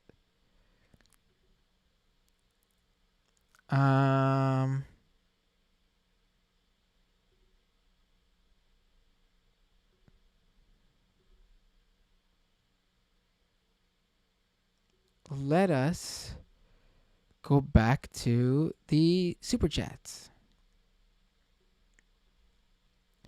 Mariah with another super chat. Ha ha ha ha ha. Adelson deplatformed LMFA. Ooh, that peaked. Let me put my mic a little bit lower. LMFA. Ooh. JC with a super chat points out, if Trump is removed, he can't run for president again. And we wouldn't have to worry about President Pence. Biden would also have to buy all new 47 gear. That's pretty funny. I mean, I didn't think of that last point. I mean, that's pretty funny. I was thinking about that in my head, but I realized that, I'm doing a show here. I should voice what I think is pretty funny, right? Makes sense for a show, right? Makes sense for a show. A show that's also not just a live stream, that's also a podcast, in which a large portion of the audience, a couple thousand people, actually mostly consume this as as an audio only show. Good thinking there, Matt. I wanted to play this video. Now, there is this crazy video I saw where Congressman Lou Correa of California, I believe, was at an airport waiting for his flight, it looks like. And he was met by, a dozen or so Trump supporters. This is a day after the storming of the Capitol. And they're just screaming and yelling at him. And usually, like 99% of the time, I think that's fine, honestly. Even in this scenario, even if it's Trump supporters yelling at a Democrat, I think that's fine. Elected officials should be pushed against at times in terms of, verbally bringing them the issues, trying to get them on the spot on policy positions, protest them when you see them, to let them know that they don't get to run home to their like from DC to their state and hide from the issues in their nice, expensive houses without the issues following them. I have no problem with that. I encourage people to protest politicians, even if it's someone I disagree with, in terms of the MAGA people. Now, this, though, is a bit different. These people are not voicing their concerns about their, about a policy, or even, I don't even expect the masses to understand policy. I don't, it's not even my specialty. I mean, I know policy, but that's not my specialty. I don't even know the intricacies of all the policies all the time, of most of the policies all the time. I read up on them, but it's not my, I'm not a policy nerd. But they're not even voicing concerns for issues affecting their family. They're not worried about, they're not talking about job loss. They're not talking about worries under the pandemic. This is, what's interesting here is in this around 3-minute long video is just how many right-wing conspiracy theories, I mean, many of these promoted by QAnon, these dozen or so people throw at Correa, I'm sorry if I'm mispronouncing his name, whatever, Correa, in this such a short amount of time. Watch this video to see how these conspiracies have completely, I mean, obviously the storming of the Capitol shows you, but here's another video which I think hits a bit differently, showing them actually voice these conspiracy theories to a sitting member of Congress. And it's pretty intense. Watch this. And to the congressman's credit, he holds his own here. And he was outnumbered a dozen or so to one. Here is this clip now. Yeah. How are you? Hey, does China fund you to invade the capital of the United States? No, nobody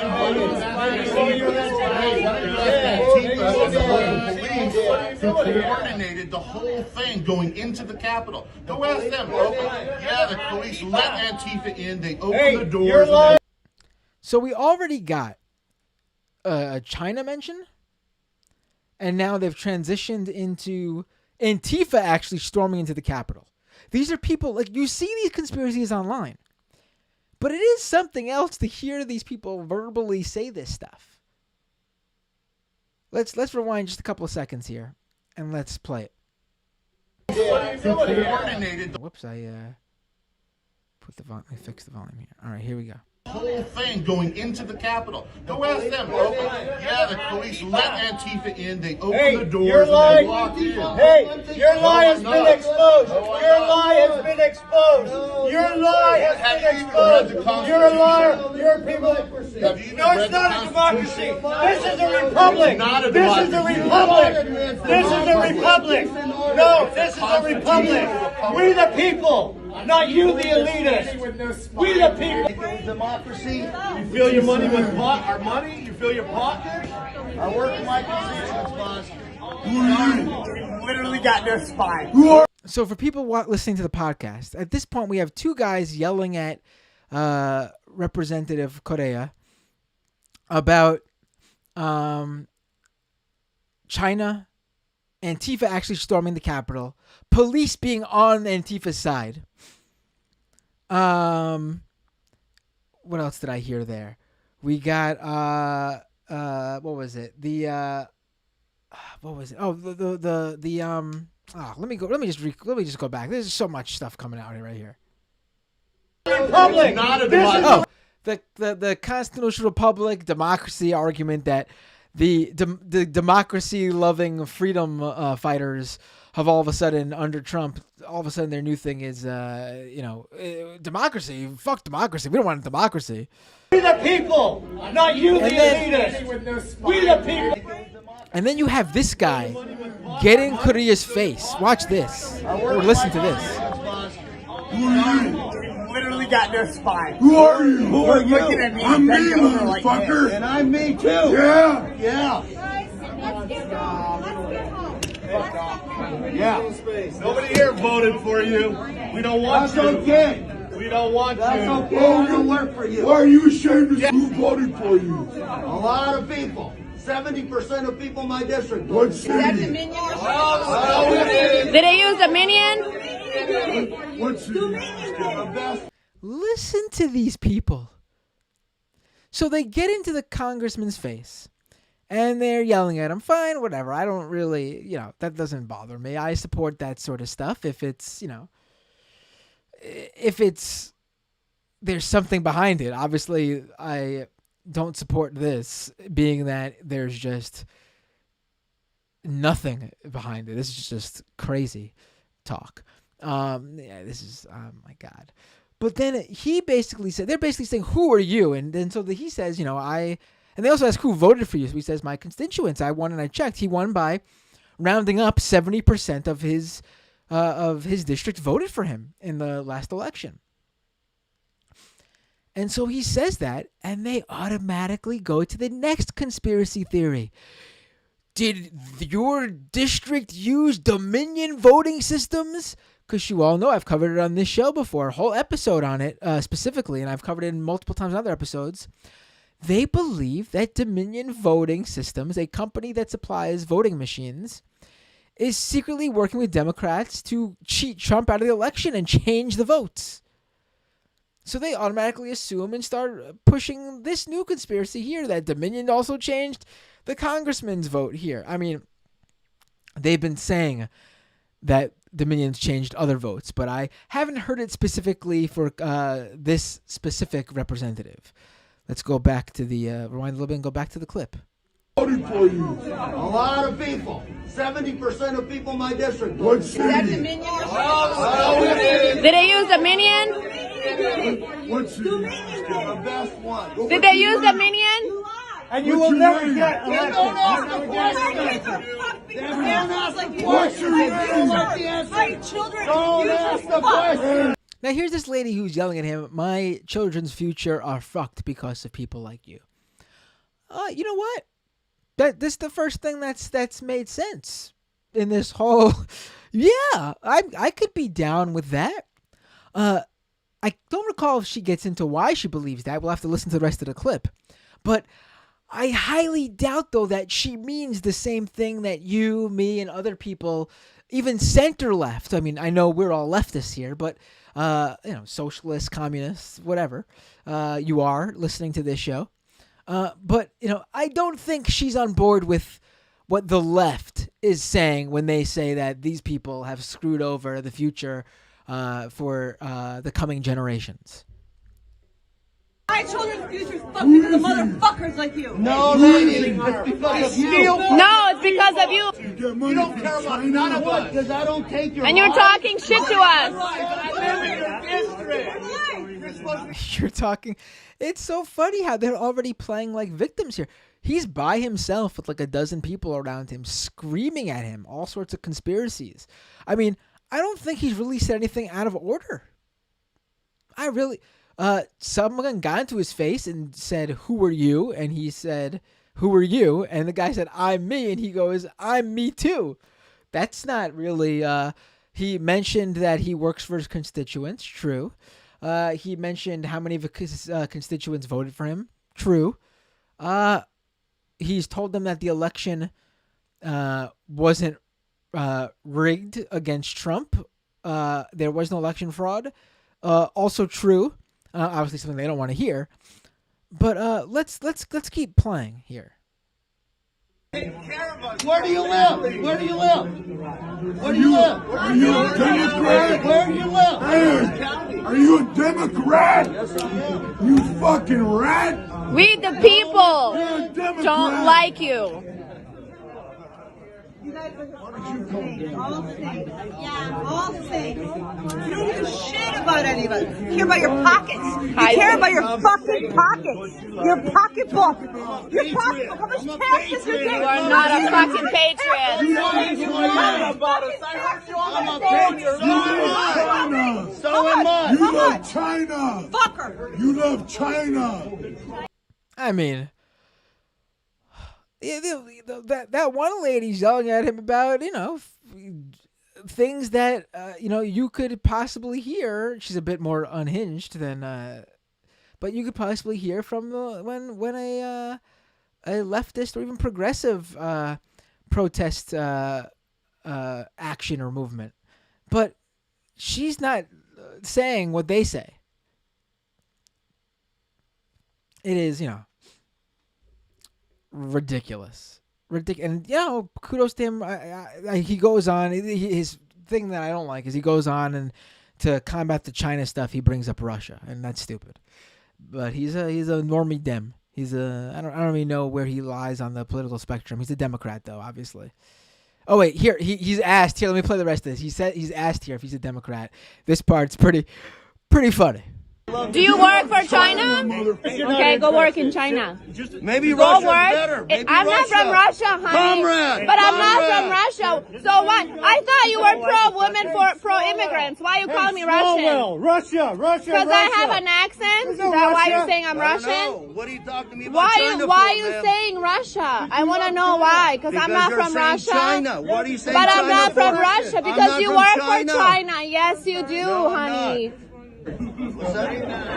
Oh, he already played. I forgot about that. He already said the Democrat part over here. Here was this. Yeah, that's right here. Where do you live? Are you a Democrat? Where do you live? Hey, are you a Democrat? You fucking rat! We the people. So stupid. Are you a Democrat? It's like, Are you a Democrat? He's obviously using a Batman voice. That's obviously not his natural voice. He's totally using like a purposeful, deep Batman-esque voice, right? I mean, too funny in terms of the voice thing. You fucking rat! Oh man, it is. Yeah, where's the airport security? Where are people who work at the airport? What's going on here? This is this is ridiculous. Again, I'm all for anger, even misplaced anger, but what you're seeing here is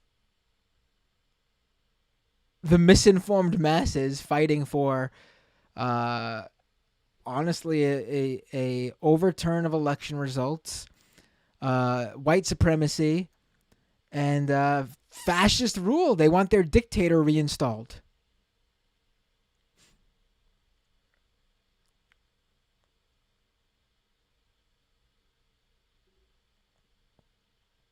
I mean, come on.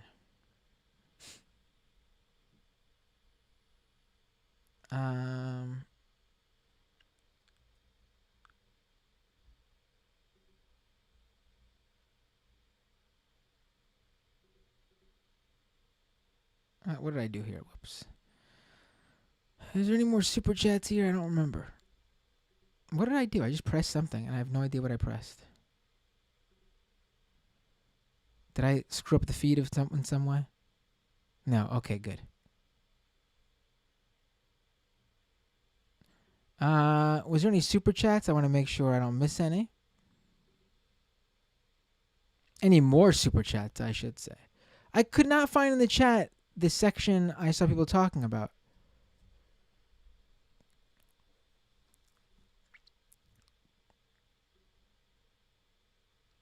I'll see if I could find it after, and I'll bring it up on the next show.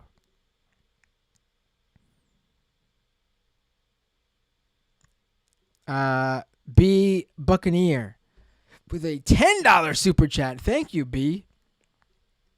So, Matt, when are we going to hear that contagious Binder laugh you're known for? It happens a lot on this show. Did it not happen this episode? I guess not. I didn't laugh in the Binder, the Jellicle way in Cats, right? I didn't laugh in the Bindercle way on this episode when watching that clip.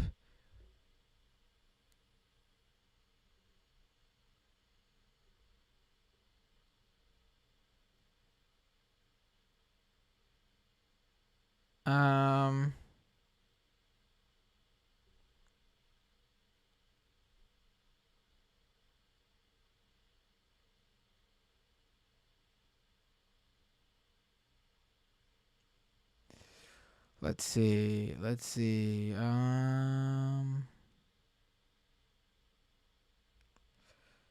right. Oh, this is what I wanted to talk about because I see a lot of conversation around. Maybe it's too late for that. I don't know. Yeah, let's save this for another episode. I'll give this, for patrons too. You'll probably want me to talk about this specific thing when I'm feeling a bit more when I'm more refreshed than the end of the show. This is something to begin the second half with. JC with another super chat. Thank you, JC. All right. I think we are going to...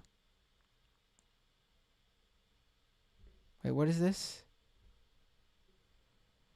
Someone sent something to me here. JC asks, what do you think of the Sunrise Movement supporting Lee Carter's opponent? I have to look more into that. Don't know enough about it. Honestly.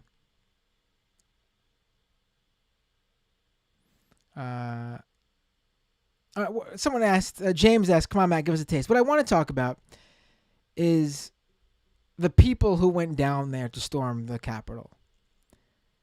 And, a lot of people like Michael Tracy, for example, talking about how it wasn't a coup. And I see even people on the left saying it wasn't a coup. And I've talked about this in the Majority Report a little bit. And I don't want to really get into that part of it right now. And that wasn't even the part I was talking about that I wanted to save. We can talk more about that another day in terms of, I don't think it was like the best planned attempt. It was in some ways, a ridiculously plotted attempt. But I don't think it wasn't an attempt to overturn the results, which would be a coup, if you ask me. I mean, a coup doesn't have to be some, look up the definition of the word coup. I mean, do I think there were some people over exaggerating what went down? Maybe in the manner in which they're talking, like the dramatization of their discussion of it, like they're dramatizing it. I mean, I do think it was a very serious and funny. Those two things can go together, honestly. There were some comical moments in it, obviously. Again, remember, 5 people died. But that's what I want to bring up. That's how this sort of works, right? And I guess I'll talk about it a little bit now. Fine. This is what I wanted to bring up. There's 2 aspects to this. Let's put the coup aside the coup discussion aside right now. And hold on, let me get to this really quick. Arsley says it was a hillbilly coup. But no, it wasn't. It wasn't.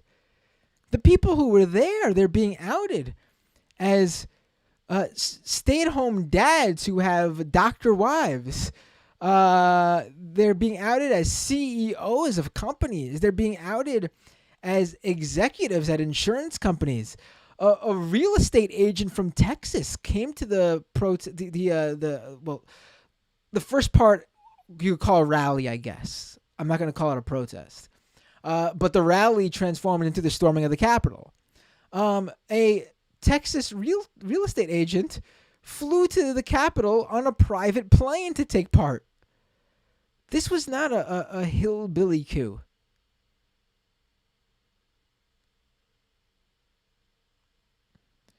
I think that actually demonizes people who are, who people like to give a bad rap. Oh, some stupid Trump supporter must be a hillbilly, must be some Southern hick or something. No. I mean, was there some people you could describe as that? Sure, but they were all types. The QAnon shaman is a actor from the West Coast who's long taken part in the QAnon conspiracy theories and has been at many Trump rallies and has become a figure in the Trump world. You had Proud Boys there. Many Proud Boys live in major metropolitan areas, big cities. You had militia groups there who maybe some of them are from more, Southern or Middle America type areas, but the gear they have certainly isn't cheap. They have to have some sort of income or money to buy some of that stuff they have. This was not a hillbilly coup. And this is what I want to sort of bring up. The silliness with this. That's sort of the way they roll, because obviously it's unorganized. So you have all sorts of people down there. And the people who are true believers in ideologues and want to actually take action, and when I mean take action, I mean cause violence, they use that to downplay the whole thing.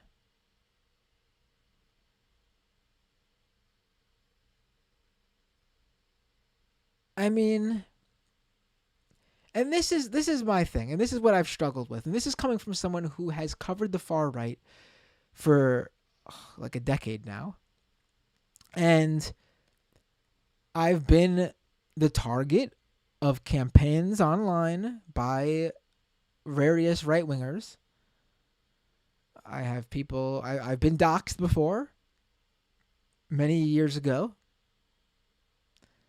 and still I'm struggling with this aspect of it in terms of who down there knew what. And I know what you're probably thinking.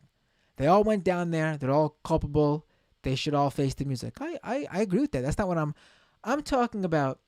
This was such this whole thing, these whole 4 years really there's been so many victims that I think people don't look at as victims, and I get it. Because right now you can't look at them as victims because of what they're doing. But there are victims who were down there that day. People whose lives are forever ruined because they've fallen for this shit. I'm not talking about the militia members. I'm not talking about the Proud Boys. I'm not talking about the QAnon influencers. I'm not talking about the grifters, the people who are monetizing this shit. I'm not talking about those rich people who went down there because they're worried about they want their fascist dictator and they want their white supremacy. I'm not talking about those people. I'm talking about the people who have been brainwashed to believe Trump is looking out for them. And I'm not even thinking I'm not even saying they're economic anxiety. I'm not even talking about that. There are people who are not in that category.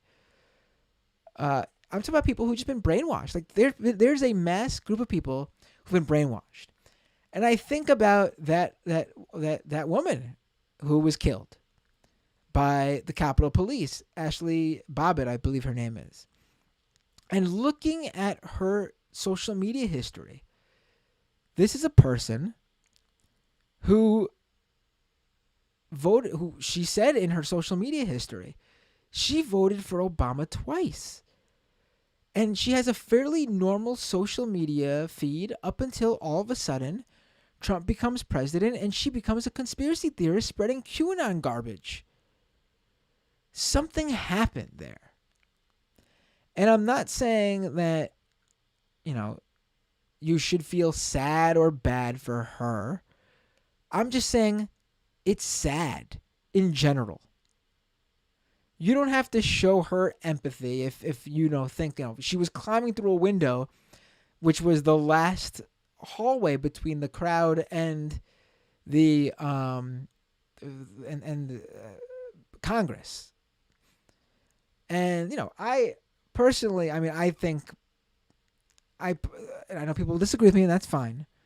I think it was overstepping. I think it was unnecessary, I should say. Not, again, for how I described it, maybe not overstepping is the word, but unnecessary to have shot and killed her. I really think that, But, you don't have to exactly feel sad or bad or feel empathy for her. But it's a sad situation that this woman didn't need to be there. She wasn't grifting. She wasn't monetizing it. She wasn't, using other people. She was the mark. She was the dupe. She was being used. And even furthermore, there are probably people who saw. And no, I'm not, JJM and don't give cover to white supremacists because they are white women. I don't even think that's the thing. Like, some of these people don't even realize that. I'm not giving cover to anything. It's just the truth. You're going to see it. There's going to be a fallout after this. You're going to see people. And the question is, like, it's not going to be a question to me, but the question for some people who just want to, paint them all with a broad brush, and that's why I think it's important to really delineate the differences here. There will be people who come back and say, what the fuck did I do? There are people who come out of cults. Here's a mainstream example. Do you think what Leah Remini does with Scientology is brave? I do. But she was in it. She no doubt took part in it. Her actions certainly had to have hurt people.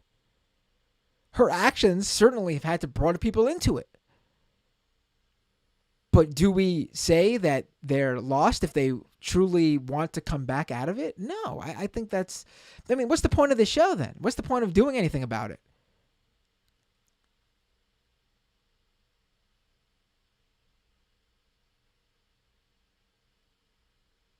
What's the point of doing anything about it, some of the strongest anti-racist, anti-fascist activists out there are people who've come out of white supremacy. legit straight up skinheads. Like racist skinheads, I should delineate. Like part of racist skinhead movements. Call themselves white nationalists, white supremacists. Zoe brings up Life After Hate, great organization run by a guy who was a white supremacist, who tries to get people out of it. Again, I'm not saying you have to show these people empathy. I'm not saying they have no consequences to their actions. I'm just saying it's a sad situation. And on top of it, I think there are even further than this. January 6th was something where the people who actually knew what they were doing, who knew what was going down, the ones who wanted to actually cause harm, the people who planted the pipe bombs, people who had military paraphernalia, the people who had weapons on them, the people who had plastic cuffs on them, the people who went down there with a game plan. They used the dupes who just saw Trump's tweets about it as cover. And that's why you see a good amount of people saying this was just silliness. This wasn't anything serious. They used those people for that. There was what? How many people were there at that rally? Do we have an official number? It wasn't a small rally. I'm talking about the rally that began before the march to the Capitol that turned into the storming of the Capitol. I mean, if this was just some Unite the Right Charlottesville thing, it would have been pretty clear who went down there. You had to have been somewhat in some sort of community or some sort of online realm world where bubble, friends, followers, supporters in this world, in that world, for you to know about that. For you to know about any of those subsequent events and street, fights we saw between Proud Boys and Antifa, Patriots Prayer and Antifa, you had to have known those worlds. But this one, the President of the United States tweeted it out multiple times. He spoke about it at campaign events. He said, "Be there January 6th." There's without a doubt in my mind a good number of Trump supporters who were not very online, who did not know about the discussion around January 6th, who went down there to just support the guy they voted for. Again, you don't have to feel bad for them. You don't have to feel sorry for them. I just think you have to understand what happened, I think, to truly get why it's... Like, I don't think that was a mistake. I don't know if Trump realized what he was doing, because I don't think he's that smart, which makes him dangerous in certain ways, obviously. But the people who I just mentioned, with all the game plans, there was a guy who they discovered mason jars of napalm in his car. He was arrested in the Capitol. These people went down there knowing the game plan or knowing what the vague idea, the vague purpose of the event was. And they without a doubt used the people who went down there just to support Trump without knowing there was going to be an in-Capitol building action as cover for everyone to say, this was a silliness. It wasn't that serious. I mean, think about it. Not everyone went into the Capitol purposefully. There were people who didn't want to go in the Capitol. They didn't want to get in trouble. There are people who actually did the march, the legal march, and I mean, I don't know, legal march. I mean, it was a march. It was like a march that any groups do. Civil disobedience, a march, a rally. And people had the wherewithal to go, whoa, what's going on? I'm not going into the Capitol. I mean, they might have taken pictures outside. They might have still been chanting Trump, whatever, but they didn't go in the Capitol. Why didn't they go in the Capitol? If the game plan for all the people down there was to actually go in there and attack members of Congress, and I want to delineate people who think that wasn't the plan at all, though there was a good number of people who did want to do that, who went down there with that in mind and didn't get to. A significant number of those people, but also a significant number who said, I'm not going that far. What's going on here? I think there was a good number of people, and you could call them white supremacists. That's fine. I mean, they're Trump supporters. That's a good number of them are. I mean, all of them are taking part in white supremacy. Whether they're like out and out like movement level white supremacists, that's another story. But I think there were a number of dupes that day who were used as cover to specifically downplay the severity of what happened.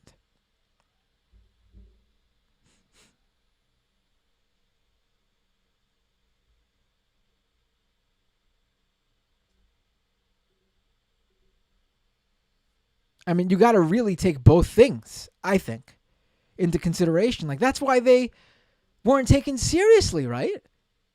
That's what we're told as to why there was no broader measure on a DC state, I guess, DC level with the Capitol Police, or at a federal level with the FBI. Wasn't taken seriously. I mean, it's a very disorganized event. They didn't get done what they wanted to do, obviously, but it wasn't taken seriously by design, I think.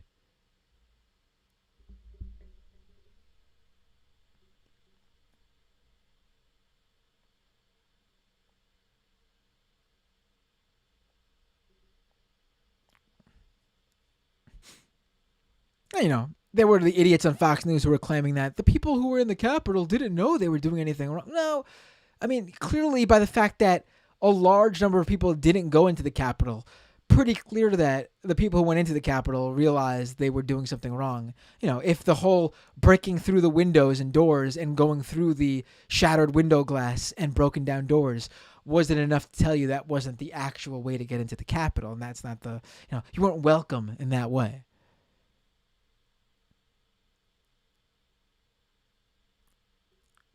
Zoe says the alt-right wasn't serious by design too. Exactly. Thank you, Zoe, for bringing that up. Pepe the Frog, man. A meme. What's the harm, right? What's the latest one the Nazis are using? Clown World, right? The clown, Pepe.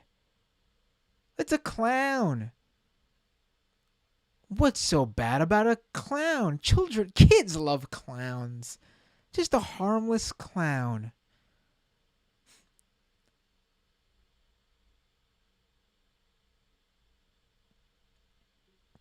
I mean, that's the point I wanted to make. Everything that went down was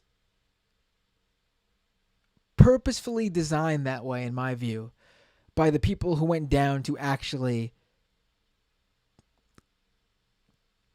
reinstate Donald Trump as president of the United States and overturn the election results. Like, literally, physically do it through violence. Their game plan on the ground, obviously, was unorganized, and that's why they couldn't do anything. But in terms of the outset, how it looked to the broad public, I think that was by design. And then the second part is a number of people were absolutely duped to go down there. And not all, not the majority, but I think you will see some people, and not at the same time, not a non-significant amount, will eventually, I think, come around and say, the fuck? What? Now, whether they get completely out of the conspiratorial world, I don't know. I've said many times before, I also think there's a whole generation lost, specifically to QAnon.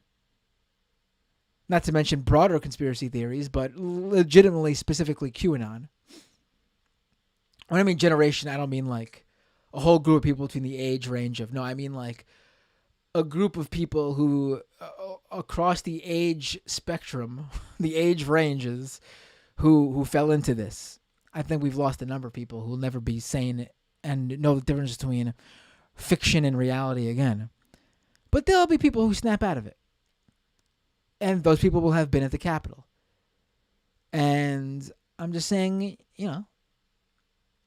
be ready to see what they do and what they realize and how remorseful they are. And you don't have to forgive. You don't have to forget. You don't have to give in. You don't have to feel bad. You don't have to feel sad.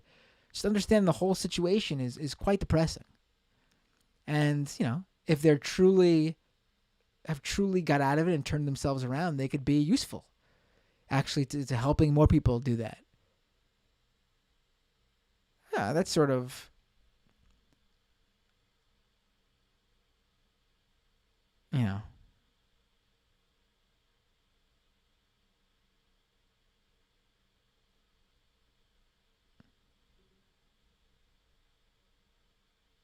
I don't know what else to say other than I cover these people. I know how horrible some of them are. Many of them are. But I also know when there's people being duped. Some people just aren't that bright. I mean, some people, and there's a video going around of, I don't feel bad for them, of one of the people who were arrested there. And it's pretty clear they're not all there. Something is off based on the interview that they do at the Capitol when they're in there. And then, they got arrested. They've been arrested since. And I don't feel bad. I'm not saying feel bad, know that there's some people, there's layers to some people in terms of what sent them down there. Some people are too stupid to even realize they're being racist and taking part in white supremacy. I mean, a lot of people don't realize they're being racist and taking part in white supremacy.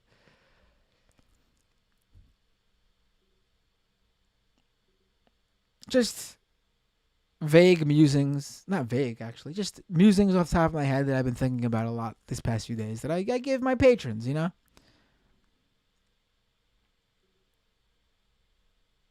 All right, ladies and gentlemen. Ricky says generalization, and I'm sticking to it. And I could also laugh at stuff like that. Listen, I'm telling you, I don't I don't feel bad or sad for any of them individually. They did what they did. There's consequences. But the situation, especially when you've seen what I've seen, it's sad and depressing. It didn't have to be that way for a lot of these people. There are a lot of true believers and a lot of people who got pulled into it. A lot of grifters, a lot of people monetizing this. Fuck them. Truly the most horrendous of the horrendous. And then the true believers who really do want what they say they want. Truly the most terrible people. But then there are the people who just have no idea what they're talking about and have fallen so far in and they just don't know how to get out of it and they're not too bright. And because you don't have to deal with the fallout of those people. That's two different things. Honestly. When this all goes down to shit, there's going to be different ways to deal with different people who are in this. You're not going to deal with the fucking Proud Boys the same way you're going to deal with some guy who goes, I was lied to. What the fuck?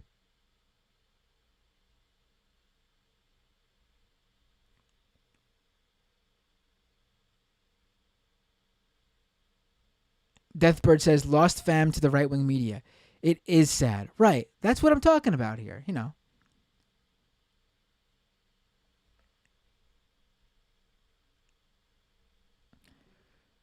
I don't know what more I can do to delineate my feelings on this and tell you the difference between the two. They should, it is what it is. How is my analysis inadequate? I want to explain it, please. Bobo Jangles Bo says with super chat, love you, Matt. Thank you.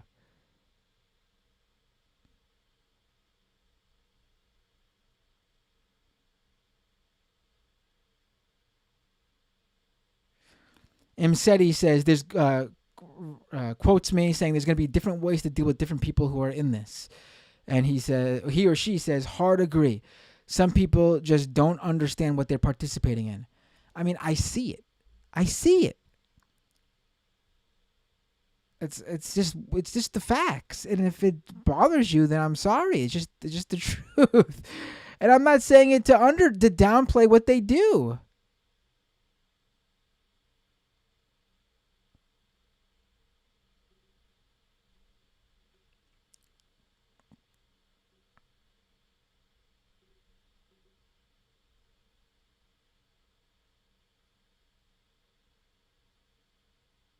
I will.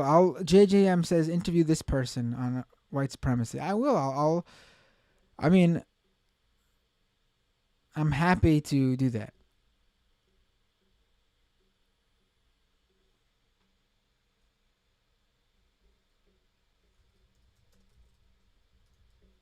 Irami Ose Frimpong. Sure. I'll look into that for sure.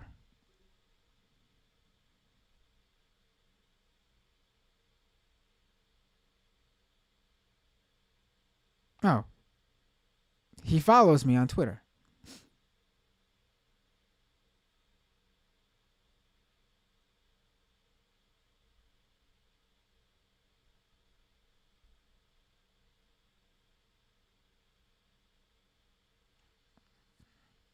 And Devin Shaw, JJM says. Okay, I'll also put down Devin Shaw.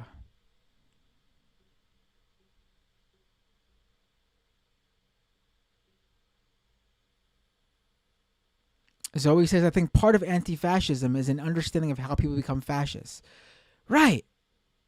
Yes. Yes, that's what I'm trying to do here, honestly. Like, what is the purpose of any of this? Just to talk about these guys? No.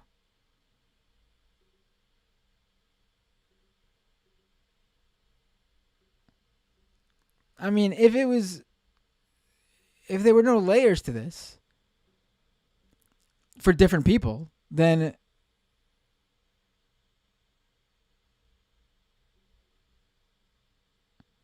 Billy says, seriously, are you going to tell them to read Ta-Nehisi Coates because they're just going to tell you to fuck off, Lip? No, exactly. I'm not even saying reach out to them. I'm not saying any of that. I think you guys are misunderstanding me. I'm not saying feel bad for them. I'm not saying feel sad for them. I'm not saying reach out to them. I'm not saying be nice to them. I'm not saying there should be no consequences to their actions. I'm saying just understand that there are going to be people who fell into this and were duped and will have come to Jesus moments or whatever it's called.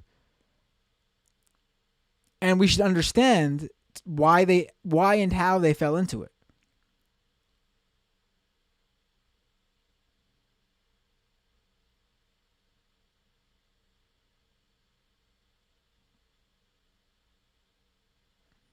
Like, I don't know where it came out that I said to reach out to them.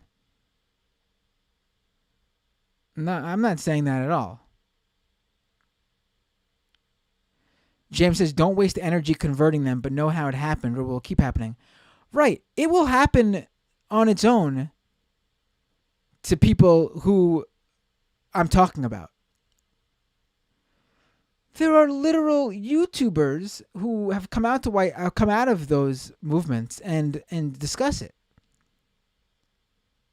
You don't think it's depressing that they fell into it to begin with? It's a sad situation.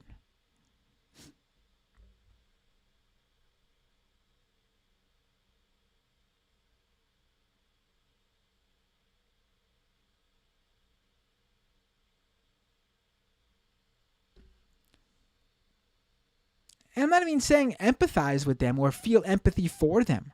I'm just saying understand the situation.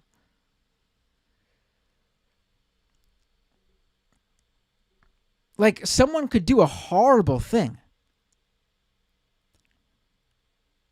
But are there people who do horrible things and just are like literally like I don't even know, like sociopath, like just born to kill and they have no remote, they have no comment. That's just terrible. There are people who are like that. But there are people who do horrible things and, you know, the situation is sad because of the journey that led them there and how there were so many different twists and turns that could have happened that could have brought them in a different direction. Yes. And that's what I'm talking about. I don't know how else to put it.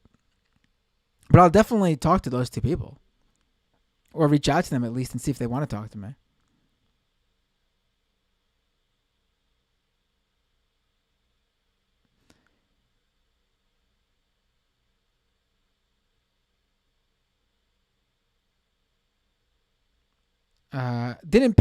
Miss Heathen says pushing Pence to enact the 25th are finally done, and Pence had 24 hours to do it, or Dems just proceed with impeachment.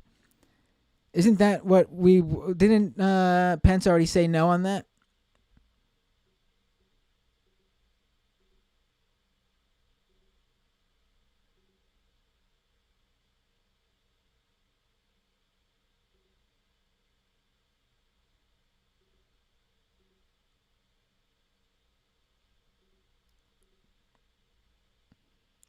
We'll have to see tomorrow, I guess, right?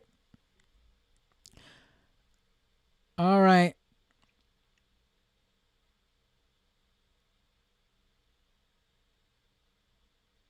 James asks, who's the smartest on MR, Matt?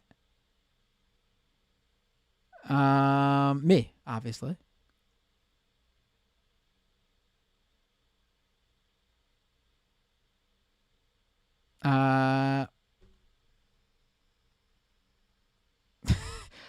I think Michael Brooks is possibly the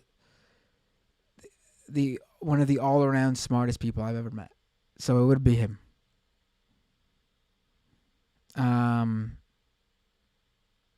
Sam is definitely smarter on certain topics than Michael. But I think in terms of all around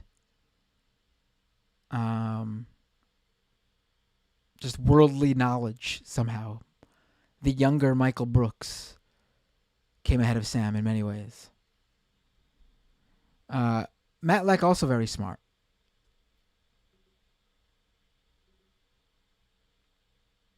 I think we all have our specialties, but I think Michael is probably the most well-rounded.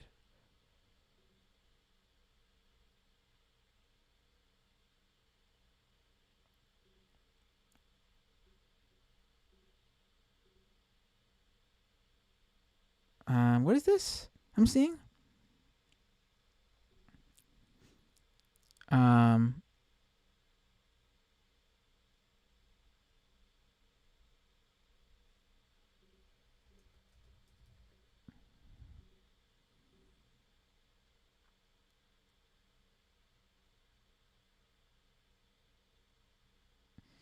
YouTube is suspending Trump's channel for at least 1 week and potentially longer after his channel earned a strike under the platform's policies, the company said. After the 1 week timeout, it will revisit the decision. YouTube has been the only remaining major social media platform not to have suspended Trump in some fashion. Listen, I don't care that Trump's been suspended specifically. But I do think that, first of all, I hope all this stuff is being archived. Especially the YouTube videos. That's my worry, actually, when a lot of this right-wing stuff goes down, too. I'm glad someone archived all the Parler stuff. Super happy about that. This stuff needs to be archived. It's important information, I think. I mean, if we need to keep it on hold for a certain amount of time, just so it's, Trump's, out of office, I could understand that. And so it's the calls to action or whatever in them aren't as impactful. But this is important stuff to be analyzed and studied, and it's part of history. So when, these major platforms take these accounts down, what I really wish they would do is I wish they would freeze them. Remove whatever material got them banned, because, okay, that's the stuff that's inciting. But the rest of the stuff should be frozen so people could access it, in my opinion.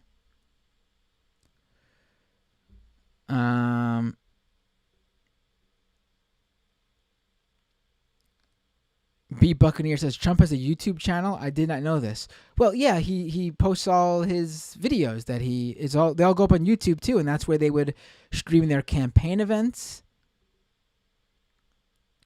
He didn't have a YouTube video.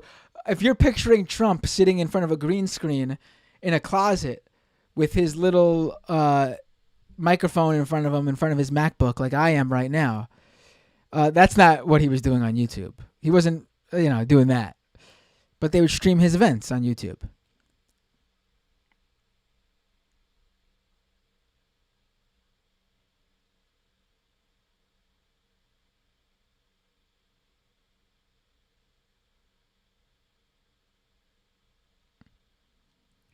All right, guys. Gave the patrons lots and lots of content today. Always a pleasure to do so. But I'm officially tired. We're almost at 12 a.m. midnight on the East Coast. CBC Legend says Pompeo put out a vid on the U.S. State Department YouTube channel that somehow got 3 million views and 72,000 likes in a few hours. Right. JC says Cody Johnston actually had an archive of all Trump's old vlogs. I know the old vlogs were archived, although some of them were lost. Because some of them were... there was a moment where they were all unlisted, where the Trump campaign unlisted them all. Before that, they did unlist individual ones. There's some that I'm pretty sure are completely lost. But,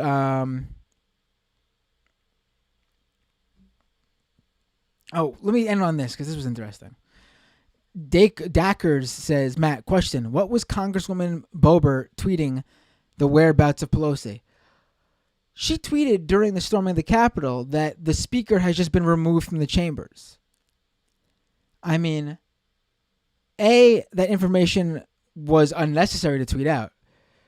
B, I highly doubt anyone outside of the people in the chambers knew that she was removed from the chambers. So why was she tweeting that? What was she doing? What was she? Is she that stupid? I mean, we could maybe not the best question to ask. But what was she doing? Why would you do that? And, as one of the 2 QAnon freshman congresswomen, certainly questions as to why she did that.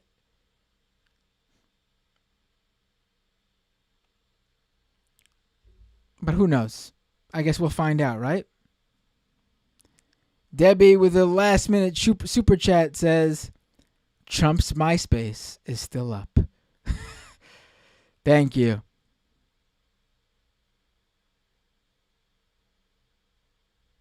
All right, guys. Have a good night. Let's see what's going down. Whoa. JJM with a $11 super chat. Thanks for all you do, Matt. And thank you, JJM, for providing discourse. I welcome that. Obviously, I was not, this to be straight, I wasn't upset at all by your comments.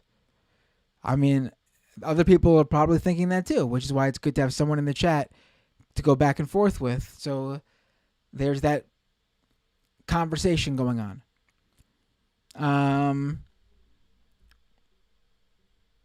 All right, everyone. See you all next time on Doomed.